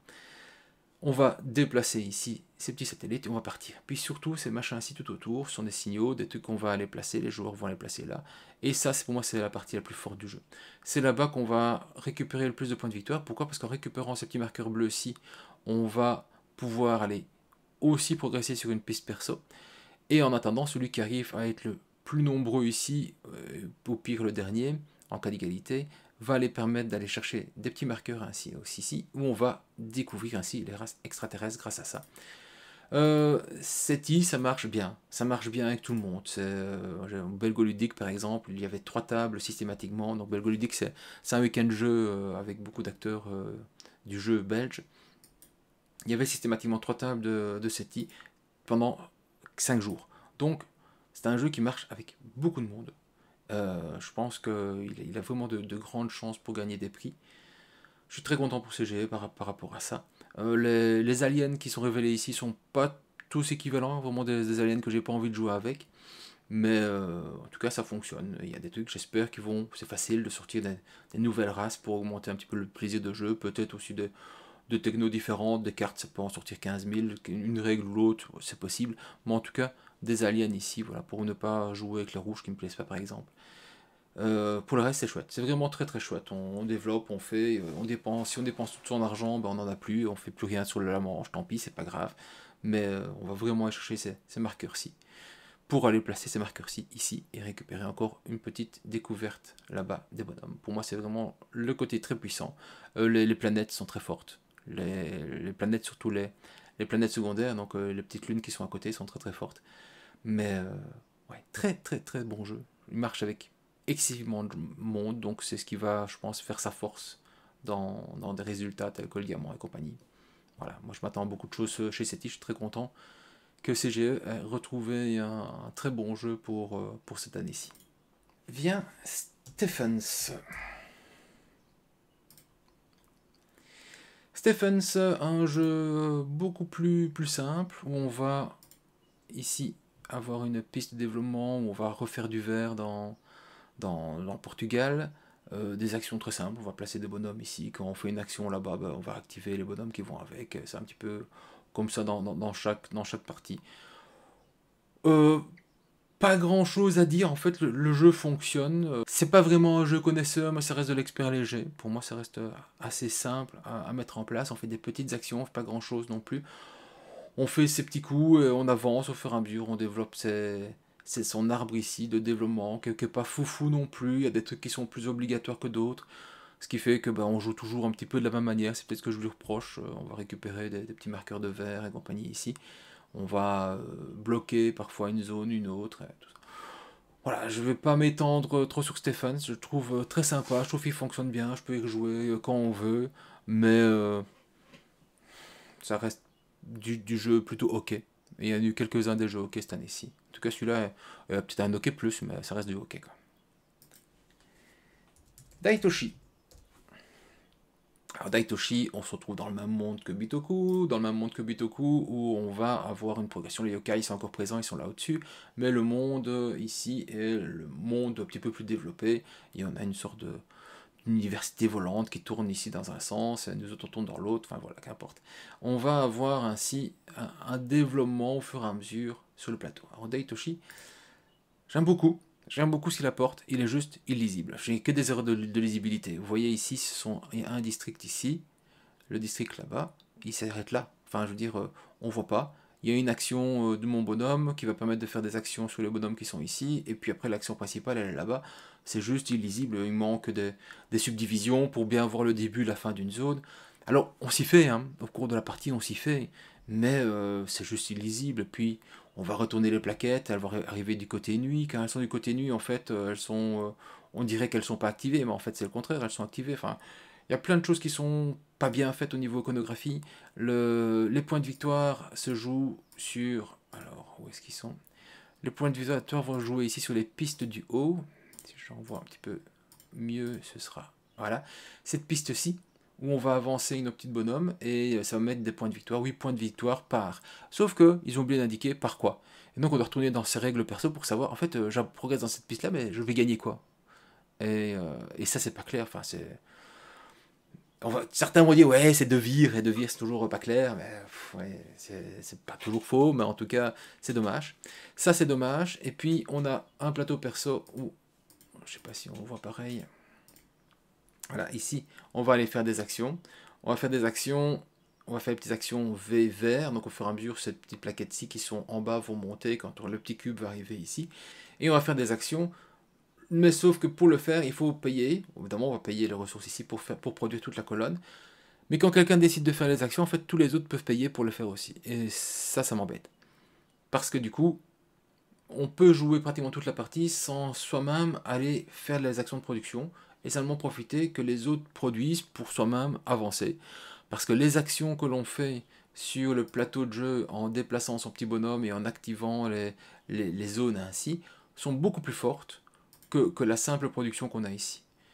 Et ça m'embête. Et à partir du moment où quelqu'un, en plus, a mis des gros 4 ici qui sont montés vers le haut, voilà, comme ceci, des 4 vers le haut, chaque fois qu'on fait une production, bah, ce gars-là, il gagne 4 points de victoire. Si cela était monté vers le haut, il gagnerait aussi 5, 6, 7, 8, 9, 10, et là-bas, je sais pas c'est combien, 11 peut-être. 11 points à chaque fois qu'il tourne. Mais on peut faire 25 points à chaque fois qu'on produit. Et donc, si un autre joueur produit que toi, tu payes parce que tu as tout mis là, toi, tu fais 25 points, et lui, il fait 10 points. Donc il y a un moment où celui qui a le plus de points est le seul qui a intérêt à produire, les autres ne vont plus, et de toute façon, comme il va faire que produire parce que ça lui fait des points de victoire, les autres vont recevoir plein de ressources, vont faire des actions sur le plateau. C'est censé être équilibré, c'est pas équilibré, donc ça c'est le truc qui m'embête. J'aime beaucoup le jeu. Franchement, j'y joue encore bien. Je sais maintenant que je produis une ou deux fois sur ma partie, et je laisse les joueurs les plus faibles produire, parce que c'est eux qui me rapporteront les points de victoire, et j'ai pas besoin d'aller faire ça, je vais aller chercher mes points de victoire ailleurs. De toute façon, les points de victoire, ils sont vraiment liés, hop, c'était là-bas au fond, ils sont vraiment liés sur ces pistes-ci des yokai, donc ces pistes-ci des yokai, il y a moyen de faire énormément de points de victoire ici, et il y a des tuiles ici qui vont me permettre de faire des progressions. Certains diront oui, il faut produire pour progresser, c'est pas vrai, enfin, on peut aller faire des actions de progression directement ici, et on les fera très très bien, et certaines tuiles sont aussi pas tout à fait équilibrées, des tuiles où, comme ici, chaque fois que je produis, j'avance dans certaines pistes, c'est les pistes qui font des points de victoire, j'arrive à trouver ces tuiles-là, je les prends, on produit, je gagne, voilà. Voilà, ça c'est le truc un petit peu gênant de l'histoire, c'est que tout le monde n'aura pas ces tuiles-là. Il faut avoir la chance qu'elles apparaissent. Quand elles apparaissent, il faut avoir la chance d'être suffisamment prêt. Ça va être la course. Premier qui a les moyens va les chercher. Et puis c'est tout. Elles peuvent apparaître aux première manche, premier joueur. Premier joueur, il achète directement 2 tuiles ici. Dès qu'on va produire, il va commencer à toucher plein de ressources. Voilà, c'est juste ça qui m'embête. C'est dommage, j'aime beaucoup le jeu. J'aime beaucoup le jeu, mais je suis déçu de certains petits points. J'y rejouerai, mais je ne vais pas nécessairement lui donner tous les points qu'il mérite par rapport à un jeu équitable à ce niveau-là. Mais déjà qu'il me fasse plaisir, c'est déjà ça. Le matériel super, hein, vraiment du beau matériel. Je ne sais pas si on voit ici les petites tuiles de progression quelque part. On a du beau petit matériel ici aussi. Ça c'est mal foutu, c'est une cheminée pour faire de la vapeur, mais ça c'est mal foutu. Les yokai vont faire en sorte que les choses vont changer. Voilà, ça c'est aussi très bien. Vraiment des choses très très bien du jeu. La lisibilité est horrible, le calcul des points de victoire est pas bon, la production est pas bonne, c'est dommage. Voilà, ça fait juste dire que c'est dommage, j'aurais bien aimé un petit peu plus. J'y rejouerai, mais pas nécessairement tout de suite, et c'est pas nécessairement le type de jeu que j'ai vraiment envie de jouer pour l'instant. Minos, un jeu, je pense aussi qui est au diamant, c'est pareil, c'est un jeu à combo. C'est un jeu à combo avec contrôle de territoire, où on va essayer de mettre des petits bonhommes à gauche, à droite. En fait, c'est un jeu à combo, oui, mais pas que, pour ne pas que vous vous énerviez tout de suite. En fait, le jeu, il se trouve ici. Le jeu se trouve ici dans le placement des dés, on va placer des dés dans cette partie-ci.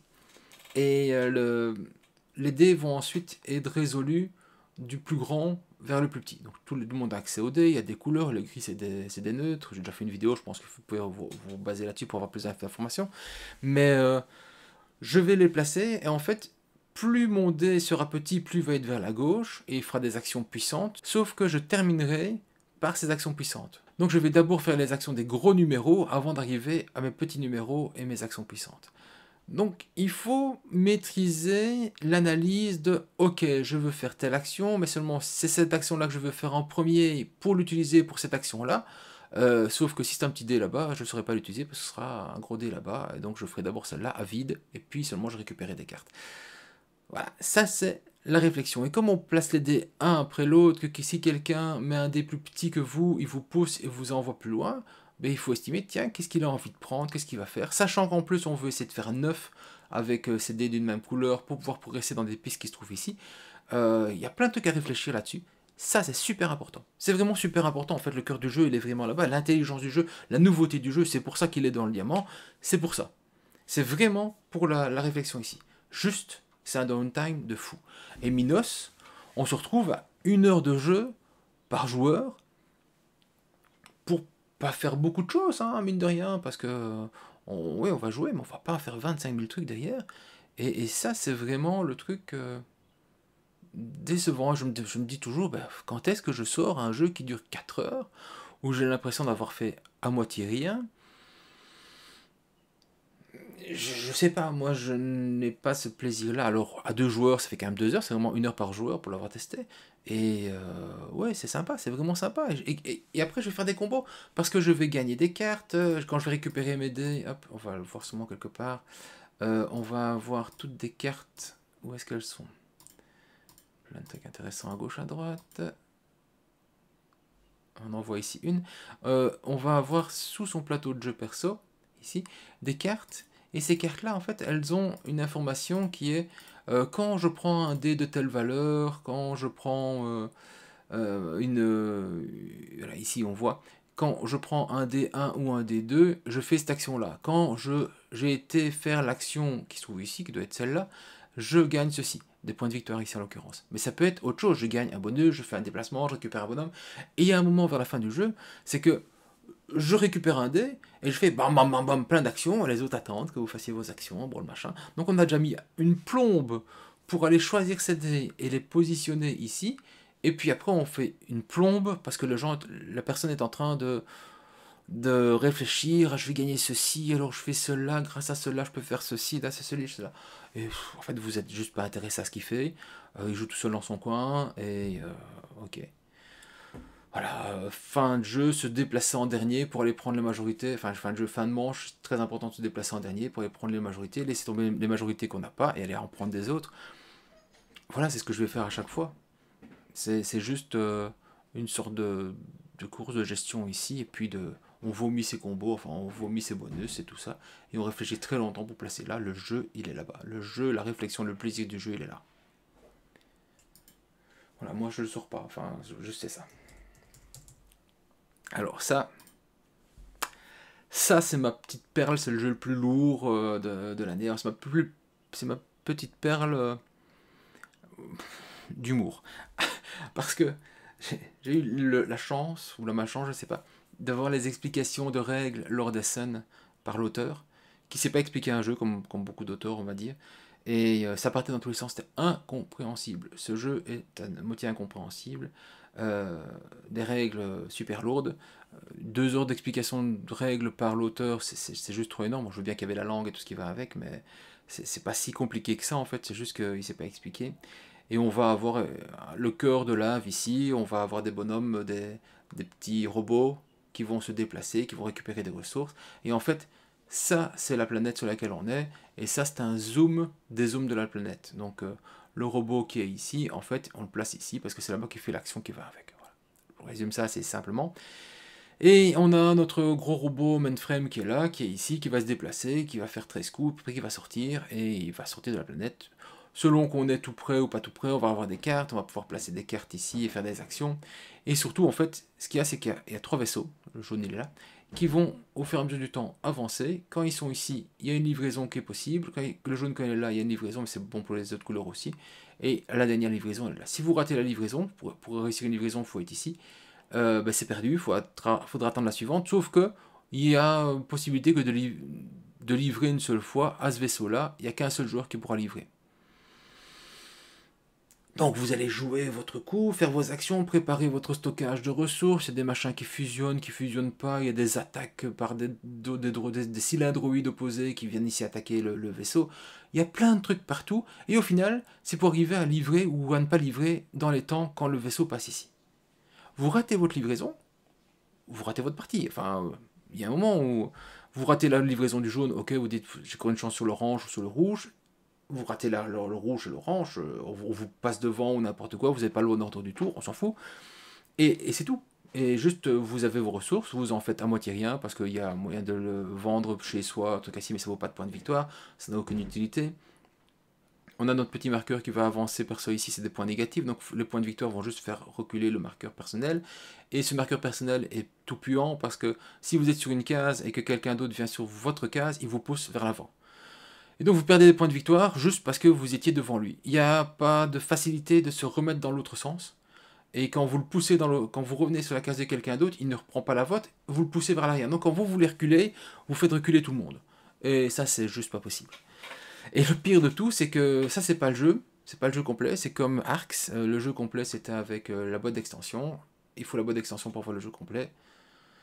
Non, c'est pas possible. Enfin, je dis, c'était. Il me dit, ouais, mais c'est l'éditeur qui a voulu que c'est coupé en deux. Mais je comprends. Enfin, t'as juste fait un fourre-tout. C'est un concours de buts avec la Lacerda pour voir qui est la plus grosse. Mais ok, il a gagné, juste que son jeu, il est pas jouable. Enfin, il est pas jouable. C'est pas vrai. On peut y jouer. Mais il y a tellement de trucs pas finis. C'est un jeu que ça fait 5 ans qu'il travaille. Je comprends pas qu'après 5 ans, on arrive encore à un truc qui est pas normal ou qui est pas fini comme ça, quoi. C'est un truc un petit peu décevant. Voilà, Stress Botix, j'ai attendu longtemps, j'espérais y jouer. Des plateaux personnels avec des explications de fou à gauche, à droite, hein, machin, ici qui avance, qu'on peut faire ceci, cela. Des cylindres 8 qui sont placés ici, ça n'a pas l'air d'être bon. Encore ici, une photo mauvaise parce qu'il doit y avoir un marqueur là-bas, enfin qu'importe. Je comprends que les gens se plantent, enfin je comprends qu'il y ait plein d'erreurs de règles. Ouais, les deux boîtes, le jeu complet, c'est ça, c'est avec les deux. Euh, voilà, ça m'a fait beaucoup rire SN, enfin on en a beaucoup parlé, c'est l'avantage, c'est qu'au moins je retiens le jeu, je sais l'expliquer, je peux faire des blagues avec, mais non, je pense que c'est fait, je reviendrai pas. Je pensais en faire une vidéo règle, je pense que même pas, parce que je vois pas qui va y jouer derrière. C'est juste que pour qu'il soit agréable, il faut changer cette règle ici avec les vaisseaux et que tout le monde puisse livrer. Juste ne serait-ce que déjà que ça. Encore, il y a encore ici des photos impossibles, parce que c'est pas possible que les vaisseaux ici soient devant, c'est pas possible qu'ils soient placés sur des cases qui sont pas des cases, enfin soit. Des photos qui sont pas des photos parce que les gens n'ont pas compris le jeu, je comprends. Allez, au revoir. Et on va chez un jeu qui s'appelle Algae, qui a le malheur d'être peut-être le meilleur jeu fait par Game Brewer l'année où Game Brewer ferme ses portes. C'est un superbe jeu expert, mais c'est un superbe jeu expert où on joue chacun dans son coin. Le gars il va jouer ici, le gars il va jouer là-bas. Il y a des pseudo trucs interactifs ici, c'est juste une question de priorité du gars qui va aller se mettre son petit marqueur, mais un petit peu des places pour tout le monde. Il y a des objectifs annexes. Là, on est censé partager un petit peu les ressources qui sont là-bas, les ressources qui sont là-bas. Mais franchement, on n'en a rien à foutre. Et, et on va progresser ici. C'est une progression de ces petits personnages qui vont faire des actions à la fin de manche. On choisit la voie où on va arriver, on choisit les bonus qu'on va avoir à la fin. C'est vraiment très très bien. C'est vraiment un développement de production, une chaîne de production. On a chacun sa chaîne de production, chacun ses règles. Donc c'est super long au niveau des explications, parce qu'on va faire les explications globales. Et puis comme un route, on va devoir expliquer à chacun comment fonctionne son plateau. Ce qui veut dire qu'en fait on le fait pas. On lui donne ces petites feuillettes 4 pages de règles et il les regarde. Ainsi au moins on gagne du temps. S'il parle pas anglais, il les regarde pas et il attend que quelqu'un lui explique. Voilà. À côté de ça, ça marche super bien. Alors j'ai peur que certaines factions soient un petit peu plus fortes que d'autres. Mais j'ai pas assez de recul, j'ai pas joué à toutes. Je me dis qu'il y a moyen d'analyser une faction en disant bah, il vaut mieux faire ceci, cela, cela, et le développement c'est comme ça, c'est le meilleur développement possible, c'est celui qui scorera le plus. J'ai l'impression, parce qu'en fait, d'une partie à l'autre, il n'y a pas vraiment des choses qui vont changer, donc on peut vraiment avoir une réflexion sur la manière de développer son jeu, de l'un par rapport à l'autre, des développements de l'un par rapport à l'autre. On a un petit jeu de Pilomino ici, où on va placer ces petites constructions là-bas, on va placer celle-là ailleurs, et c'est très chouette. Franchement, le jeu est très bien. Il va jamais être réédité, donc si vous en avez une copie, vous avez de la chance, vous pouvez la garder et la chérir. Si les stocks sont déjà vidés, c'est chez Game Brewer, ce sera fini, il faudra juste prendre le marché de l'occasion. Un jeu sympa, je suis étonné presque qu'il ne soit pas dans le diamant, par rapport à leur type de jeu, leur plaisir de jeu. Ça m'étonne. La seule explication, c'est que comme le jeu est moins dispo, qu'il y a moins de personnes qui y ont joué. Voilà, c'est ma seule explication, parce que c'est vraiment dans la gamme de jeux que le diamant aime bien, soit des jeux perso, où on travaille tout seul dans son coin, soit des jeux à combo. Ben voilà, on est un petit peu là-dessus. Ce qui m'embête, vraiment, c'est ce côté, faut t'expliquer toutes les règles, tu vas passer énormément de temps, si tu parles pas en anglais, j'ai pas envie d'y jouer parce que j'ai pas envie d'expliquer à chacun, j'ai pas envie de mettre 2 heures d'explication de règles. Ça, c'est vraiment le truc embêtant. Pour le reste, ça peut être vraiment très sympa. Ça, c'est très chouette, c'est de monter là, des pouvoirs, tu récupères des bonhommes et tout ce qui va avec. Non, non, franchement, un chouette jeu. Un chouette jeu. Question sur l'équilibre de chaque faction, mais un top jeu expert cette année-ci en tout cas. Dommage pour Game Brewer en tout cas. Alors, The First Tsar, Ivan le Terrible. Là, on est sur du jeu russe, et on est dans le même type, et le même d'ailleurs auteur, Stan Kordonski, que celui qui avait fait Rurik. Donc Rurik, pour moi, est un jeu excellent. Voilà, Dawn of Kiev, ici. Est un jeu excellent, excellent de Stan, et on est complètement dans le même type de jeu. On va avoir un jeu où on a des règles très simples, et ça va être des règles de placement ici. On va payer de l'argent pour passer avant, pour se faire bien avoir par le tsar, et on va se déplacer ici, placer des maisons, des hommes à nous, à gauche, à droite, récupérer des actions. C'est, franchement, ça me donne les mêmes sensations que Rurik. C'est peut-être plus simple que Rurik, et c'est vraiment beaucoup de plaisir de jeu avec des choses très très simples. Voilà, très peu d'images évidemment, parce que c'est un jeu pareil, si vous l'aviez, c'était directement par le KS. Pour le reste, on va le rater. Il y a l'ordre de préférence du tsar ici, les actions que l'on fait, avec un saut parce qu'on a eu un petit bonus, parce qu'on a été celui qui était un petit peu le préféré, tout ce qui va avec. Les zones sur lesquelles on va pouvoir jouer, qui sont des villes d'une certaine couleur, en fait, c'est super simple, quoi. C'est vraiment un jeu très plaisant de positionnement, de majorité. Il faut arriver à avoir des majorités à gauche, à droite pour avoir des bonus, pour avoir des actions et tout ça. Voilà, moi c'est le genre de jeu qui me convient au niveau de l'interaction, qui n'est pas une interaction méchante, mais une interaction de placement et une interaction de placement d'ordre de ces bonhommes ici. Voilà, ils vont le terrible, ils vont moins terrible pour moi. Mais j'étais déjà preneur de Rurik, donc ça marche bien. Galileo Galilei, un poil trop léger, donc ça se voit maintenant. Donc il était à 3 avant de sortir, donc il était sélectionnable, puis après il est descendu. C'est un jeu assez simple, en fait pour moi c'est de l'intermédiaire, c'est du connaisseur, où on va avoir une action qui va être faite ici, sur le positionnement de son télescope, et on va faire les deux actions qui vont avec. On va aller placer des marqueurs, trouver des planètes, placer des marqueurs ici, on va progresser dans des pistes, enfin j'ai déjà fait une vidéo règle, donc je vous renverrai à celle-là. C'est super simple, en fait le jeu est super simple, et pas du tout déplaisant. On a une gestion de dés ici qui va progresser, et c'est peut-être ce qui me déplaît le plus pour mon côté expert, c'est qu'en fait on comprend vite qu'il faut mettre tout dans une seule couleur, donc on va avoir des dés, et est-ce qu'on le voit plus près? Plein de promos. Ici, vous voyez des dés. Voilà, c'est des ici. En fait, ça c'est mauvais, quoi. Enfin, c'est peut-être le départ, mais on va jamais avoir 3 couleurs différentes. On va avoir une seule couleur, et on peut avoir 4 dés. Le quatrième dé, c'est une autre couleur. Parce qu'il y a des options ici qui font progresser tous les dés de 1 en une seule fois. Et avec un petit marqueur ici qui a un cadran, je vais pouvoir changer la couleur d'un dé. Quand je dois faire des mélanges de couleurs, ou je dois avoir une couleur spécifique, en fait je vais juste changer la couleur de mon dé pour faire ce mélange là. Ça c'est le truc qui m'a déçu, j'aurais bien aimé avoir une gestion plus compliquée de la progression, mais en me disant c'est du connaisseur, je me dis ok, ça doit être plutôt pour les joueurs qui apprécient, qui doivent apprécier et pas trop compliqué. Ok, ça va, sympa, trop léger pour moi, pour le GA, mais en tout cas sympa, agréable, je refais une partie sans aucun souci, en une gamme qui est effectivement une gamme plus petite. Alors, les autres inventeurs de l'année, c'est les inventeurs du Tigre du Sud, la 3e version donc pour le Tigre du Sud. Maintenant, après les wayfarers, donc les voyageurs et les érudits, on a les inventeurs. C'est la version qui n'était pas prévue à la base. En fait, quand ils ont commencé le Tigre du Sud, ils avaient déjà les 2 premiers. Ils savaient déjà bien ce qu'ils allaient faire pour les 2 premiers, et le 3e, ils ne savaient pas. Donc ils l'ont inventé, c'est le cas de le dire au fur et à mesure du temps, et c'est leur jeu le plus complexe. C'est-à-dire que c'est un jeu où on va faire énormément de choses différentes, on va inventer, alors inventer c'est toujours un bien grand mot, on a des piles ici de trucs, ça c'est une idée, puis après on l'a construite, puis après on va la diffuser, tout ce qui va avec. Donc on va inventer des choses, et on va mettre des marqueurs dessus, et il y a toute une course aux marqueurs, aux bonus, et ici il y aura des points de victoire qui vont être selon des règles définies, donc on doit avoir ceci, cela pour avoir des points de victoire. On a une petite piste ici avec des bateaux qui vont progresser, on a des bonhommes qui vont aller faire des actions. Hop, où est-ce qu'on les voit? des bonhommes qui vont aller faire des actions ici, des places qui sont limitées.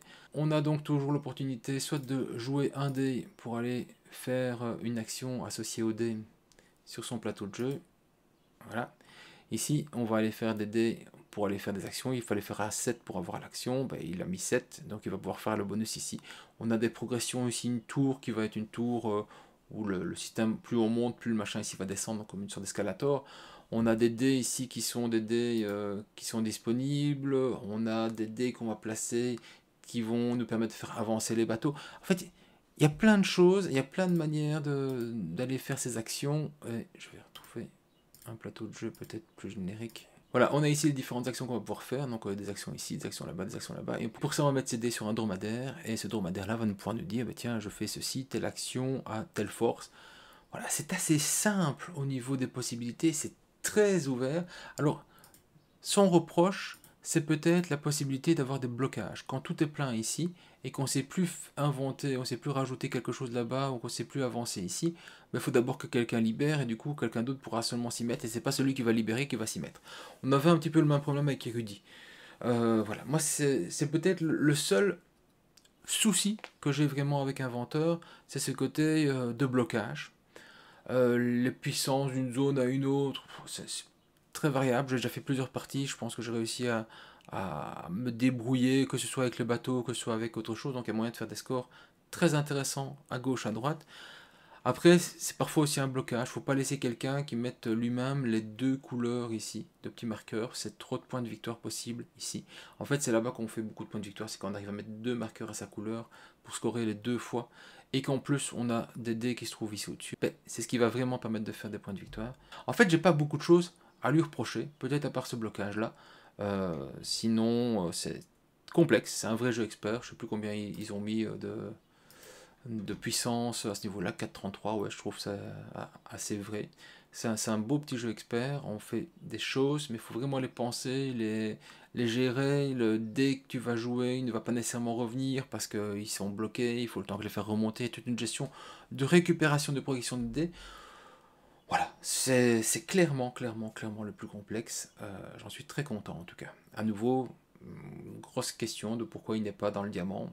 Peut-être l'interaction, peut-être les blocages, je ne sais pas.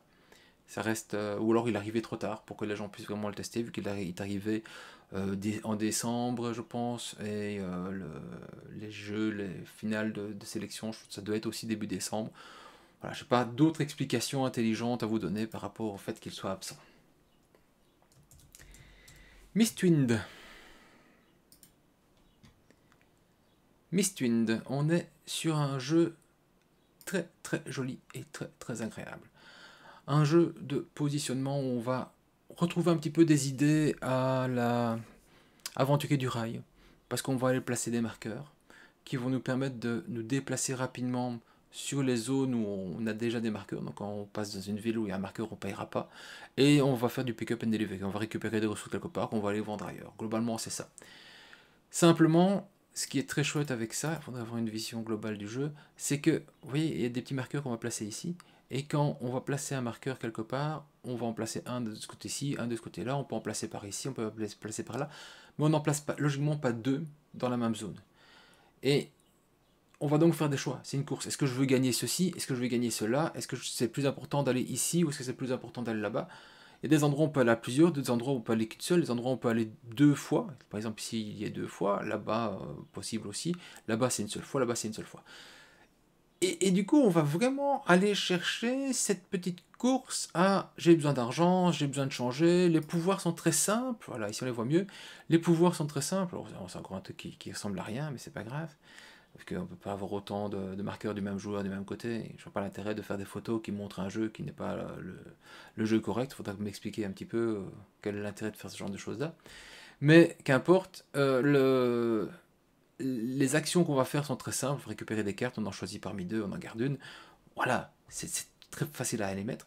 On a des petits marqueurs, on va se déplacer. Le bleu peut se déplacer ici, c'est le coup de 0. Et après, il va pouvoir aller chercher quelque chose. Il y a des objectifs, il faut relier de tel endroit à tel endroit, comme dans Aventurier du Rail. Franchement, c'est simple, c'est une course, ça marche très bien. Pour moi, c'est du connaisseur, malgré que c'est un petit peu plus cher, c'est plus complexe, et donc on va dire que c'est de l'expert léger. Mais c'est vraiment, vraiment rien de compliqué. Pour moi, c'est plus intéressant quelque part qu'Aventurier du Rail.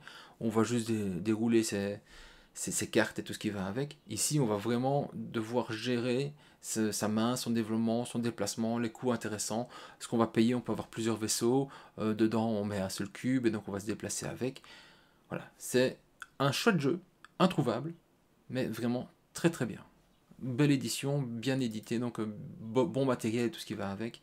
Juste introuvable, un poil léger pour mon plaisir à moi, mais je reviens vraiment quand on veut. Genre de truc très très bien. Alors, Black Forest. Alors, Black Forest, c'est un jeu qui, logiquement, avant avait été noté comme étant un reimplement. Ils l'ont enlevé, donc il avait été descopé, on y a quand même rejoué, et tout ça. Alors, globalement, les gens disent, c'est la route de verre thématisée. Il y a ça, mais en fait, c'est roue ici, à gestion de ressources, mais il l'a déjà utilisé dans la route du verre, oui. Ça ressemble très fort à la route du verre par rapport à ce qu'on fait, ce plateau, tout ce qui va avec, donc je comprends effectivement la chose. La route du verre n'étant plus éditée, étant introuvable ou à des prix de fou, c'est difficile, donc autant jouer à Black Forest que les gens le découvrent et tout ce qui va avec. Mais à choisir, je préfère la route du verre.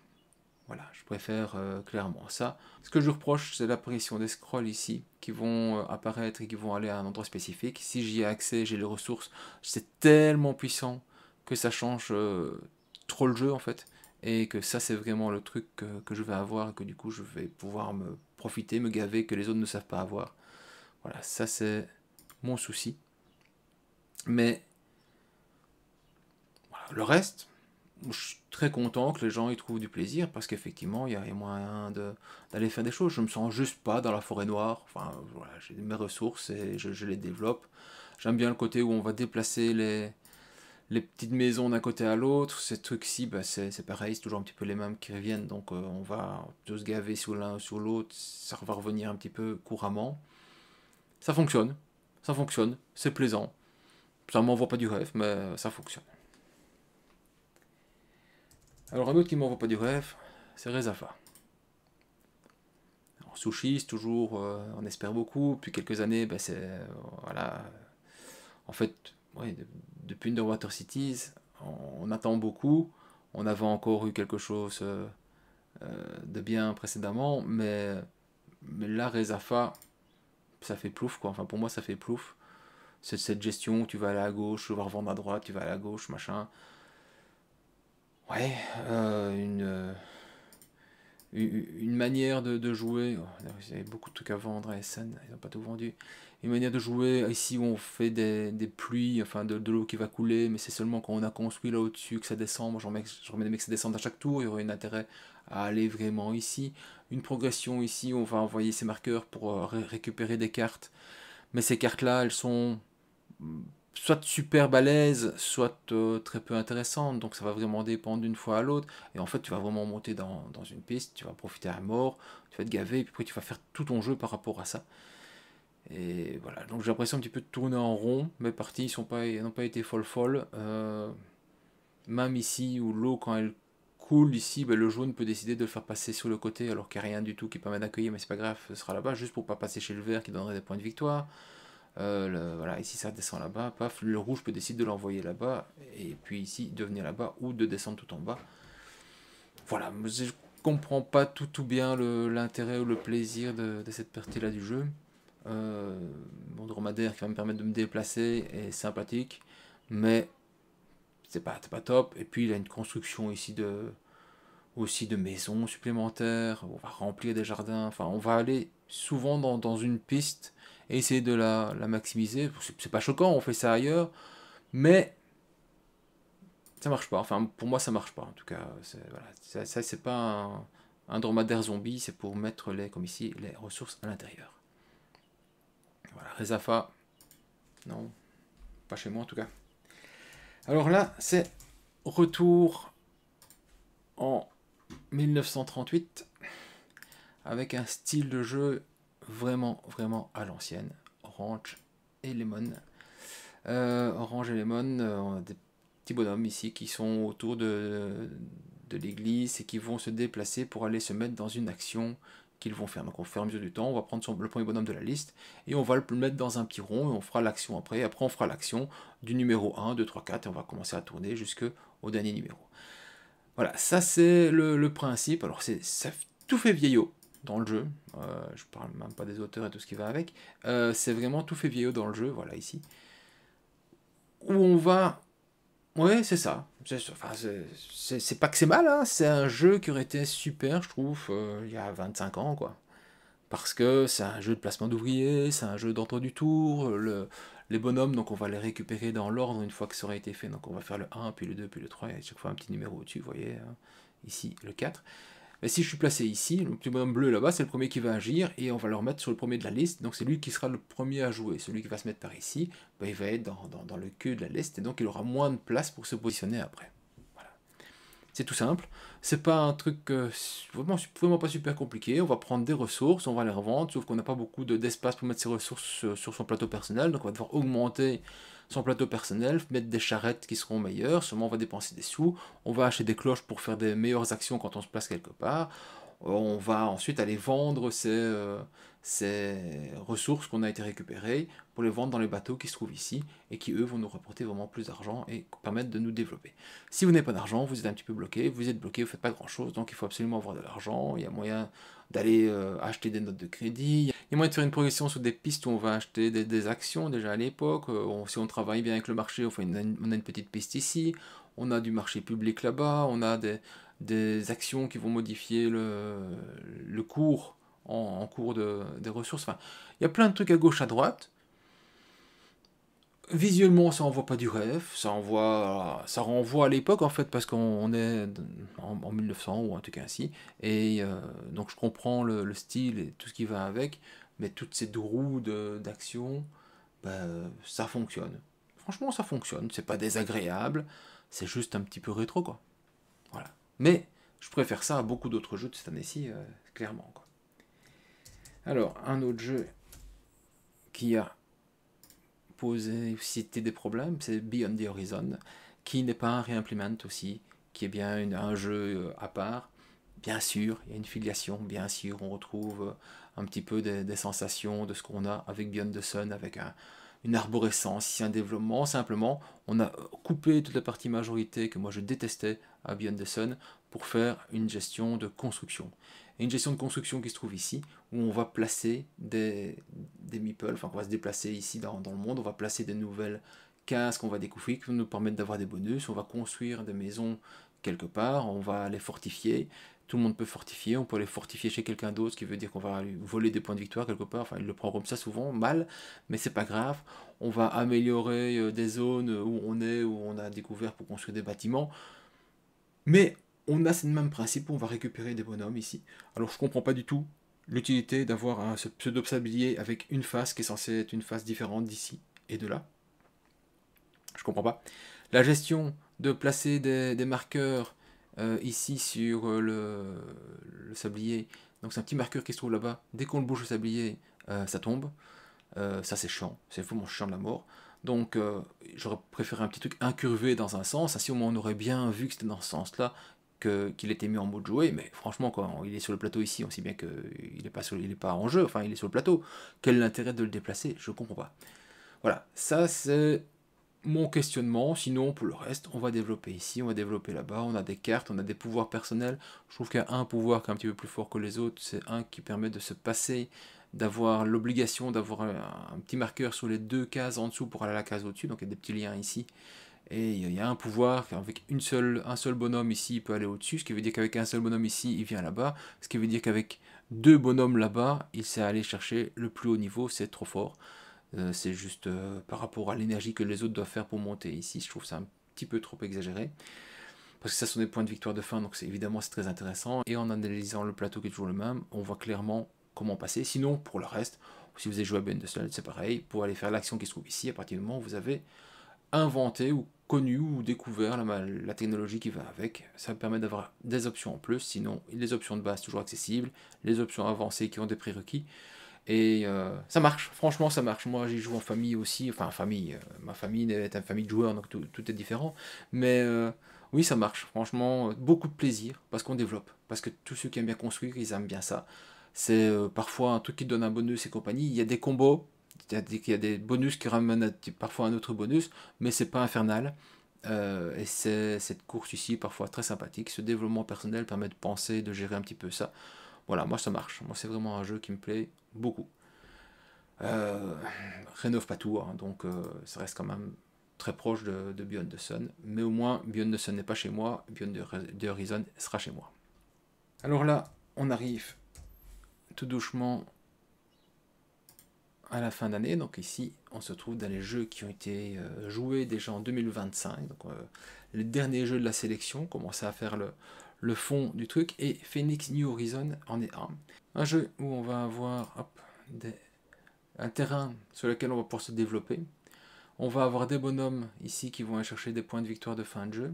Mais en fait, on a un plateau perso qui va nous permettre de nous développer et de faire des constructions, tout ça, lié à notre possibilité de récupération technologique, des développements ici. En fait, c'est un jeu où on va avoir vraiment, j'aimerais bien avoir une vision globale haute du plateau. Voilà, ici, une vision plus large du plateau. Ici, c'est fermé, c'est pour 2 joueurs, je pense. Donc, il n'y a que 2 couleurs de zone à développer. On va construire ici. Quand on a construit là-bas et construit à côté, on va avoir le petit bonus qui se trouve ici. On a donc tous des trucs à construire ici, nos constructions qui dépendent de notre développement là-bas. Et on a un plateau, où est-il ici, où en fait on va avoir 3 bonhommes qui vont faire des actions. Et les bonhommes qui sont ici, ils vont faire des actions sur une des cases qui se trouve à côté de leur niveau, ou alors ils vont payer pour passer au niveau supérieur. Et donc en payant sur le niveau supérieur, on fait des meilleures actions, mais quand je pars dans ce côté-ci, ben, je ne saurais faire que des actions qui se trouvent par ici. Si je pars de ce côté-là, je ferai des actions par ici. Quand tout le monde a bloqué un petit peu ici, on peut, à moindre coût, faire une action supérieure. Le chef peut monter et faire directement une action. Et on va avoir des développements personnels, on va avoir des cartes, on va avoir des trucs. Il y a plein de choses partout. C'est aussi un jeu à combo parce qu'effectivement on joue ceci qui nous donne cela. Là c'est vraiment en plein du jeu à combo. Si vous aimez les jeux à combo, franchement c'est foncé. Plus agréable parce que plus réactif qu'un Minos ou qu'un autre Ménéfer ou un truc ainsi. On a plus l'impression de faire quelque chose qui est cohérent par rapport au jeu, enfin créer une centrale électrique ou faire une construction, un bâtiment et tout ce qui va avec. Il y a une course sur les bâtiments, sur le fait d'avoir un style de bâtiment, parce qu'on va avoir des points de victoire de ce type de bâtiment à la fin du jeu selon notre progression là-bas. C'est très chouette. Franchement, c'est très chouette. Je ne sais pas si je jouerai tout le temps de la même manière à chaque partie, même si dans l'esprit, je pense que ce sera tout le temps la même chose. Je vais choisir un type de bâtiment, je vais essayer de monter à fond ici et en avoir un maximum là-bas. Ça fait 3 points de victoire. Mais le reste, c'est des combos. On va aller récupérer des bonus à gauche, à droite. J'avance là-bas, j'ai un bonus qui me permet d'avancer là-bas. Donc, le même type de critique que je peux faire sur un MNFR ou sur un autre type de jeu. Mais voilà, c'est un petit peu plus agréable. Peut-être parce que c'est cette gestion aussi des bonhommes qui sont intéressantes. C'est une manière de progresser ici au-dessus. Quand on est tout au-dessus, on repart en bas. Donc, voilà. C'est très difficile parce qu'au niveau des ressources, de l'essence qui est nécessaire pour monter d'un niveau, ça coûte très cher. Donc il faut penser à en récupérer. Donc il y a plein de gestions de remonter ici pour récupérer de l'énergie. Il y a plein de zones à développer, à aller chercher. Donc c'est chouette. C'est chouette. Franchement, je préfère ça comme jeu à combo que les des autres qu'on a déjà vu cette année-ci. Mais peut-être pas 500 parties non plus, quoi. Mais un très bon jeu. Il est en rupture de stock à Essen aussi. Alors là, on est un petit peu plus léger. On est dans Sand, 3.30. On est aussi dans le monde de Butoku. On est après Daitoshi. Le monde a été un petit peu rasé. Enfin, rasé, il n'y a plus que du sable. Hein, donc on va faire un jeu de pick-up and delivery. C'est vraiment du pick-up and delivery. On a un gros verre de sable qui va se déplacer. On va faire une action. Et ça va nous coûter de l'énergie ici, de l'eau, de la bouffe, de la santé pour le verre de sable, selon le type de chemin qu'il va prendre. Le coût est indiqué ici. On va avoir aller chercher donc des ressources quelque part, sauf qu'on ne sait pas en stocker beaucoup. Alors ici, on va encore un jeu qui ne veut pas dire ce qu'il montre, parce que là-bas je vois que le bleu il est retourné, mais il n'y a pas de bleu là-bas, alors logiquement, quand il y a une couleur qui est placée, bah, le symbole associé est retourné. Le jaune, c'est pas une des couleurs de base. En fait, on a 4 marqueurs ici qui présentent les 4 dés du jeu. J'espère que je les trouve quelque part. Et voilà. Et donc en choisissant telle ou telle action, on va faire le dé avec sa couleur ou sa valeur. Et donc faire une action à 6, faire une action à 1, ben, c'est pas la même chose. Ça va me permettre d'aller chercher ceci, de me déplacer parce qu'il faut une valeur spécifique, d'aller faire des échanges, d'aller chercher une ressource. Faut que voilà, pareil ici, les deux machins ici sont mis du côté cadeau. Il devrait y avoir un petit marqueur bleu, un petit marqueur rouge ici, ils sont pas là, donc ça n'a pas de sens. Mais en tout cas, quand ils sont du côté D, on peut les utiliser, on les déplace en dessous, et après on les remonte dans l'ordre que l'on veut. On fait ça 3 fois, ça fait une manche, on fait ça 5 manches. Donc au fur et à mesure, on peut faire potentiellement 3 actions au début, puis 4 actions. Et ces actions-là vont me permettre d'aller chercher des ressources. Ces ressources, on va les revendre. Quand on va les revendre, on va les mettre ici. Ça va nous donner des bonus, de l'argent, ça va nous donner des pouvoirs, ça va améliorer notre verre, ça va faire des trucs ainsi. On va pouvoir aussi aller sur les villes. J'en ai pas une ici, là-bas, pour aller mettre de la musique à notre nom. Ça nous permettra de mieux faire des ventes. Si on vend un blanc plus un noir, on gagnera ici un mauve. Ça nous permet d'avoir un stockage ici pour aller chercher quelque chose d'autre et revenir le stocker là-bas. Voilà, il y a plein de petites actions, c'est pas des actions super complexes, ça se joue assez simplement, ça s'explique un petit peu ainsi. Par contre, il faut vraiment, vraiment faire attention, parce qu'en fait, c'est un jeu hyper punitif. On dirait pas ainsi, c'est hyper punitif. Vous ratez votre coup parce que vous allez bloquer un dé, et à cause de ça, vous ne savez plus soigner votre verre, c'est perdu en fait. Ça va mettre tellement longtemps de réussir à récupérer quelque chose que vous êtes hors du jeu. Vous ratez un coup, les autres ne le ratent pas, c'est fini, vous êtes hors du jeu, c'est vraiment punitif. Voilà, c'est ça. Pour le reste, c'est du pick-up and delivery, il faut vraiment aimer le pick-up and delivery, on fait que ça, on fait que se déplacer, prendre, aller se déplacer, vendre.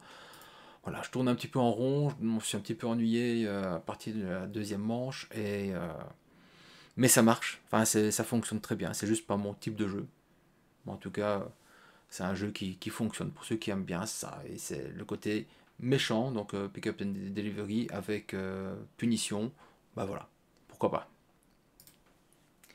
Et puis, le dernier jeu de l'année, en tout cas de la sélection que moi je devais encore jouer, qui est un jeu trop léger, de 97, qui est Tea Garden. C'est un jeu mignon, sympathique, sur lequel on va effectivement aller chercher du thé, on va faire des actions qui sont hyper basiques, super simples, en plaçant simplement des cartes de sa main ici qui va définir une force pour son action, et on va choisir parmi 4 ou 5 possibilités d'action, ça doit être 5, dont une qui va être de construire ici, une autre qui va être de produire, une autre qui va être d'aller chercher, d'améliorer des feuilles, parce que quand elles sont vertes, elles vont être dégradées, quand elles sont brunes, elles vont être bonifiées. Donc voilà, c'est super super sympathique, c'est un bon petit jeu connaisseur. Voilà, et on monte vraiment en puissance dans le jeu, on arrive vraiment à aller faire plein d'actions, de vendre des choses, et d'aller chercher des meilleures cartes pour aller faire des points de victoire. C'est chouette, franchement c'est chouette. C'est trop léger, mais c'est chouette. Par contre, il n'y a pas assez de matériel. Les feuilles ici, c'est pas du tout suffisant pour 4 joueurs. Pour 2 joueurs, peut-être 3, on a moyen de s'en tirer, mais pas à 4. Enfin, ça c'est juste fou, parce que quand on place des petits bonhommes ainsi, donc des petits monastères dans les zones qui vont permettre de récupérer des feuilles à la fin de la manche, on en a 2 par monastère. Voilà, si les gens ont tout mis, donc il y en a un de base, plus 2, 4, 6, ça fait 7 potentiellement en jeu. 7 x 2, 14 feuilles pour les gens. Alors, ce machin-ci est trop petit, c'est là-bas qu'on les stocke, c'est trop petit, et on va pouvoir donc placer toutes nos feuilles, mais elles vont être mélangées, les brunes, les vertes, enfin voilà, c'est pas vraiment lisible, et il n'y en a pas assez. Mais sinon, au niveau connaisseur, très chouette jeu. Voilà, on a fait le tour des 38 jeux. 38 jeux, vous vous rendez compte, sur cette année-ci. Alors quand on parle que c'est une petite année jeu expert, bah, je suis pas tellement nécessairement d'accord. Vous comprenez bien que 38 jeux pour moi à jouer, bon, j'ai déjà eu des années plus importantes, je suis déjà passé à 50 je pense. Donc oui, il y en a 12 de moins, je suis pas mécontent. Je suis pas mécontent. Mais au final, l'un dans l'autre, vous avez entendu, il y a quand même plein de jeux parmi tous ceux qui étaient proposés, qui sont des jeux qui m'ont plu, qui ont été très bien, qui sont au pire ok, parfois qui sont juste pas au niveau pour le GA, mais qui sont très très bien à ce niveau-là. J'aurais pu parler d'un Endeavor des Psy, voilà, qui est juste en dessous, mais qui est hyper plaisant. Enfin, dans la partie jeu bons jeux de l'année, mais qui sont pas experts, qui sont connaisseurs. J'en ai joué à des autres qui étaient donc qui n'avaient pas le niveau. Ben il y a Endeavor.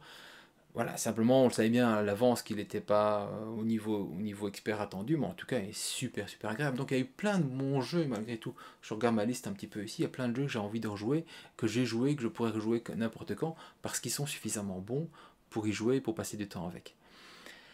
Maintenant, vous avez donc, si j'ai bien fait les choses, sur le côté de la liste de mes préférences, en tout cas pour cette année-ci. Maintenant, il faut passer à la sélection finale pour le GA. Donc c'est peut-être ce que vous avez attendu depuis je sais pas combien de temps, 1 heure au moins que je parle. J'ai essayé de faire court, mais je sais pas faire court, donc j'avoue. Tant pis, c'est pas grave. Au pire, vous aurez passé ça et ça allait directement à la fin. Bon, on va voir un petit peu la sélection. Donc la sélection finale pour le GA, c'est quoi? Ce sont les différents intervenants, les différents sélectionneurs de l'EGA qui ont donné chacun un petit peu leur avis, discuté. On a vu un petit peu, on a vu les forces et les faiblesses d'un jeu par rapport à l'autre, donc on ne travaille pas nécessairement comme le diamant, où c'est une multitude de gens qui donnent chacun leur classement. On a moins de personnes, ça permet de plus discuter, ça permet aussi aux gens d'avoir joué à plus de jeux. Parce que c'est très compliqué en fait, dans ce type de sélection, 38 jeux, vous imaginez bien, que les gens aient pu jouer à tous ces jeux-là. Donc certains jeux, on peut facilement dire, écoute, ça va être trop léger, tu peux passer, tu peux faire un autre jeu. Par contre, celui-là, je voudrais bien avoir ton avis. Donc on peut s'assurer que tous les jeux soient vraiment testés par les gens. En tout cas, les jeux qui ont une vraie chance d'arriver dans les jeux finalistes. Vous aviez déjà le top 8 qui était déjà placé sur le site depuis un certain temps. Et à côté de ça, c'est bon, on arrive sur des notions plus fines, ou en tout cas des notions parfois que ça tient à rien. Et parfois, c'est vrai qu'un jeu est présent ou n'est pas présent, ça ne tient à pas grand-chose, ça tient à un détail, ça tient à un avis, ça tient à quelque chose. Ce qui ne veut pas dire que le jeu est vraiment mauvais, mais en tout cas, parce qu'on n'est pas là pour arriver déjà dans les 8 derniers, franchement les jeux ils valent la peine. Mais en tout cas, ils nous ont plu, et parfois il y a un petit détail qui fait que ça fait la différence. Donc, je vais vous donner les 4 jeux qui sont finalistes cette année-ci pour le GA. Alors, on met un petit jingle. Générique. Expert Game Award, le trophée, on le veut. Alors, je vous donne les 4 jeux dans l'ordre alphabétique. Donc, ainsi au moins, il n'y a pas de préférence. De toute façon, ma préférence perso, vous l'avez, vu que vous me la demandez à chaque fois. Donc, ainsi au moins, j'aurais été transparent et honnête par rapport à tout un chacun.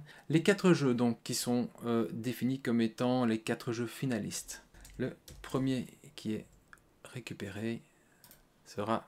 Hop, je vais de mettre la caméra. C'est Inventeur du Tigre du Sud. Inventeur du Tigre du Sud, je vais vous expliquer le pourquoi. C'est fou parce que c'est la 3e fois que Garfield Games arrive à caser dans la finale de l'EGA un jeu qui n'a jamais gagné de toute façon, mais qui a toujours été classé, qui a toujours été parfois bien classé par rapport à certains joueurs. Mais en tout cas, c'est déjà un exploit d'arriver 3 années d'affilée à caser ça. Alors, on est peut-être simplement plus le public et qu'on aime bien le style, The Miko et tout ce qui va avec, mais en tout cas, c'est bien qu'il arrive à le faire. C'était déjà difficile pour d'autres. Ben, on avait eu déjà Delicious Games qui avait déjà réussi à caser 2 fois un jeu en finale, dont on l'a gagné 1 fois, mais voilà, félicitations à eux. Le deuxième jeu, toujours dans... Hop, je bascule, toujours dans l'ordre alphabétique, on va avoir 5 Corées. 5 Corées, bah oui, c'est fou parce qu'il est là depuis janvier. Souvent, les jeux qui sont là très très tôt, ils s'émoussent. Avec le temps, on trouve des jeux meilleurs qu'eux, c'est naturel. On trouve des jeux qu'on va mettre devant par rapport à la réalité, proximité, le jeu qu'on a joué il n'y a pas longtemps ou un truc ainsi. Ben, 5 Corées a réussi à faire l'année. Au fur et à mesure que le temps passait, les gens le mettaient toujours très très haut. Et ben, il a réussi à rester jusqu'au bout. Et donc très très bien, très content. Osprey Games, alors encore du Yanotool. Yanotool est souvent dans les finalistes. Je pense que le design nous touche quand même toujours quelque part, on va pas se mentir. Hop, le jeu suivant, je pense que ce sera une surprise pour personne. C'est SETI. SETI, un jeu qui est complètement dans l'unanimité des gens, qui plaît à ceux qui préfèrent un petit peu les jeux plus légers, ceux qui sont les jeux plus complexes. Voilà, comme j'ai dit, il fonctionne très bien, il fonctionne chouettement. Je suis content de voir CGE revenir ici dans les jeux finalistes. Je suis curieux de voir le résultat final. Et enfin, alors comme on est dans les S, de toute façon, Il y a plein de jeux, vous savez bien, qui ne seront pas ici. Mais enfin, le dernier jeu, c'est Shackleton Base. Un deuxième jeu Fabio au piano. Deuxième jeu Fabio pour cette année-ci. C'était assez rare. On a eu l'année passée aussi. On a eu 2 fois Turkzy. J'espère qu'effectivement ça marchera bien pour lui. Je suis très content pour Sorry We Are French, du travail qu'ils ont fait. Ils auraient pu être les premiers en francophone à être dans le diamant. Écoutez, ils seront à l'EGA, tant mieux pour eux. C'est assez rare pour le souligner, et des éditeurs qui sont encore en francophone et qui font des nouveaux jeux, ça se trouve de moins en moins. Donc je suis très très content pour eux, en espérant qu'ils ne vont pas abandonner la zone ou le système, parce que c'est bien, il n'y a pas que la localisation, c'est bien qu'il y ait des gens qui directement en français nous proposent des nouveaux jeux, travaillent et font du bon travail, que ce soit d'édition et tout ça. Donc très content pour eux. Voilà, donc on a 4 jeux ainsi qui vont se retrouver en finale. L'aide finale, elle va avoir lieu quand? Elle va avoir lieu le 2e week-end de mars.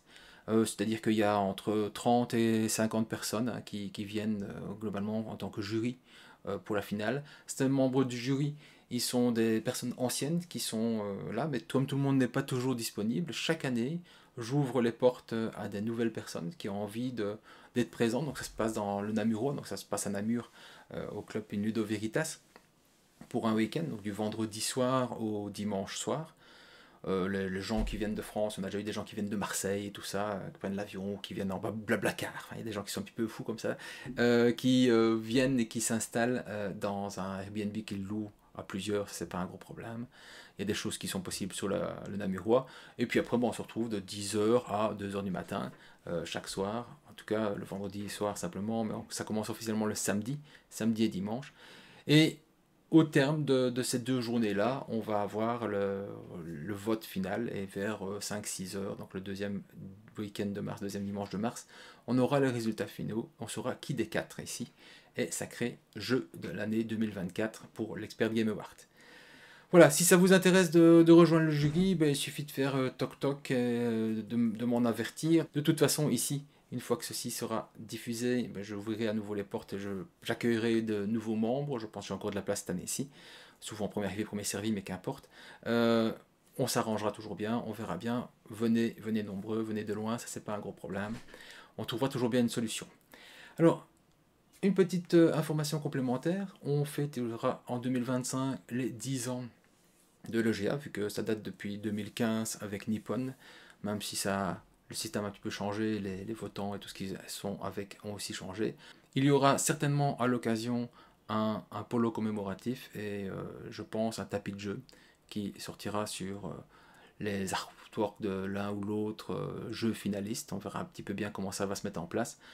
Je sais pas encore quand, je sais pas encore comment, peut-être on fera un week-end, peut-être on fera un truc spécial avec des gens, donc ça aussi, si vous êtes intéressé de passer un gros week-end avec des jeux, avec les 10 jeux finalistes, il y a moyen peut-être de s'arranger. En tout cas, on verra bien un petit peu selon l'engouement. Il y aura sûrement la possibilité d'acheter aux gens qui ne sont pas dans le comité ou qui sont trop loin ou n'importe quoi, les copies de cet artwork-là qui va être réalisé spécifiquement pour l'occasion. Voilà, je n'ai plus rien d'autre à vous dire. Comme on est encore au début d'année, j'aurais peut-être dû commencer par ça, mais je vous souhaite une excellente année 2025 et peut-être à la finale. De toute façon, on se voit, enfin vous me voyez surtout, et d'ici là, portez-vous bien. Maintenant, c'est à vous de jouer. Bon jeu. Expert Game Award.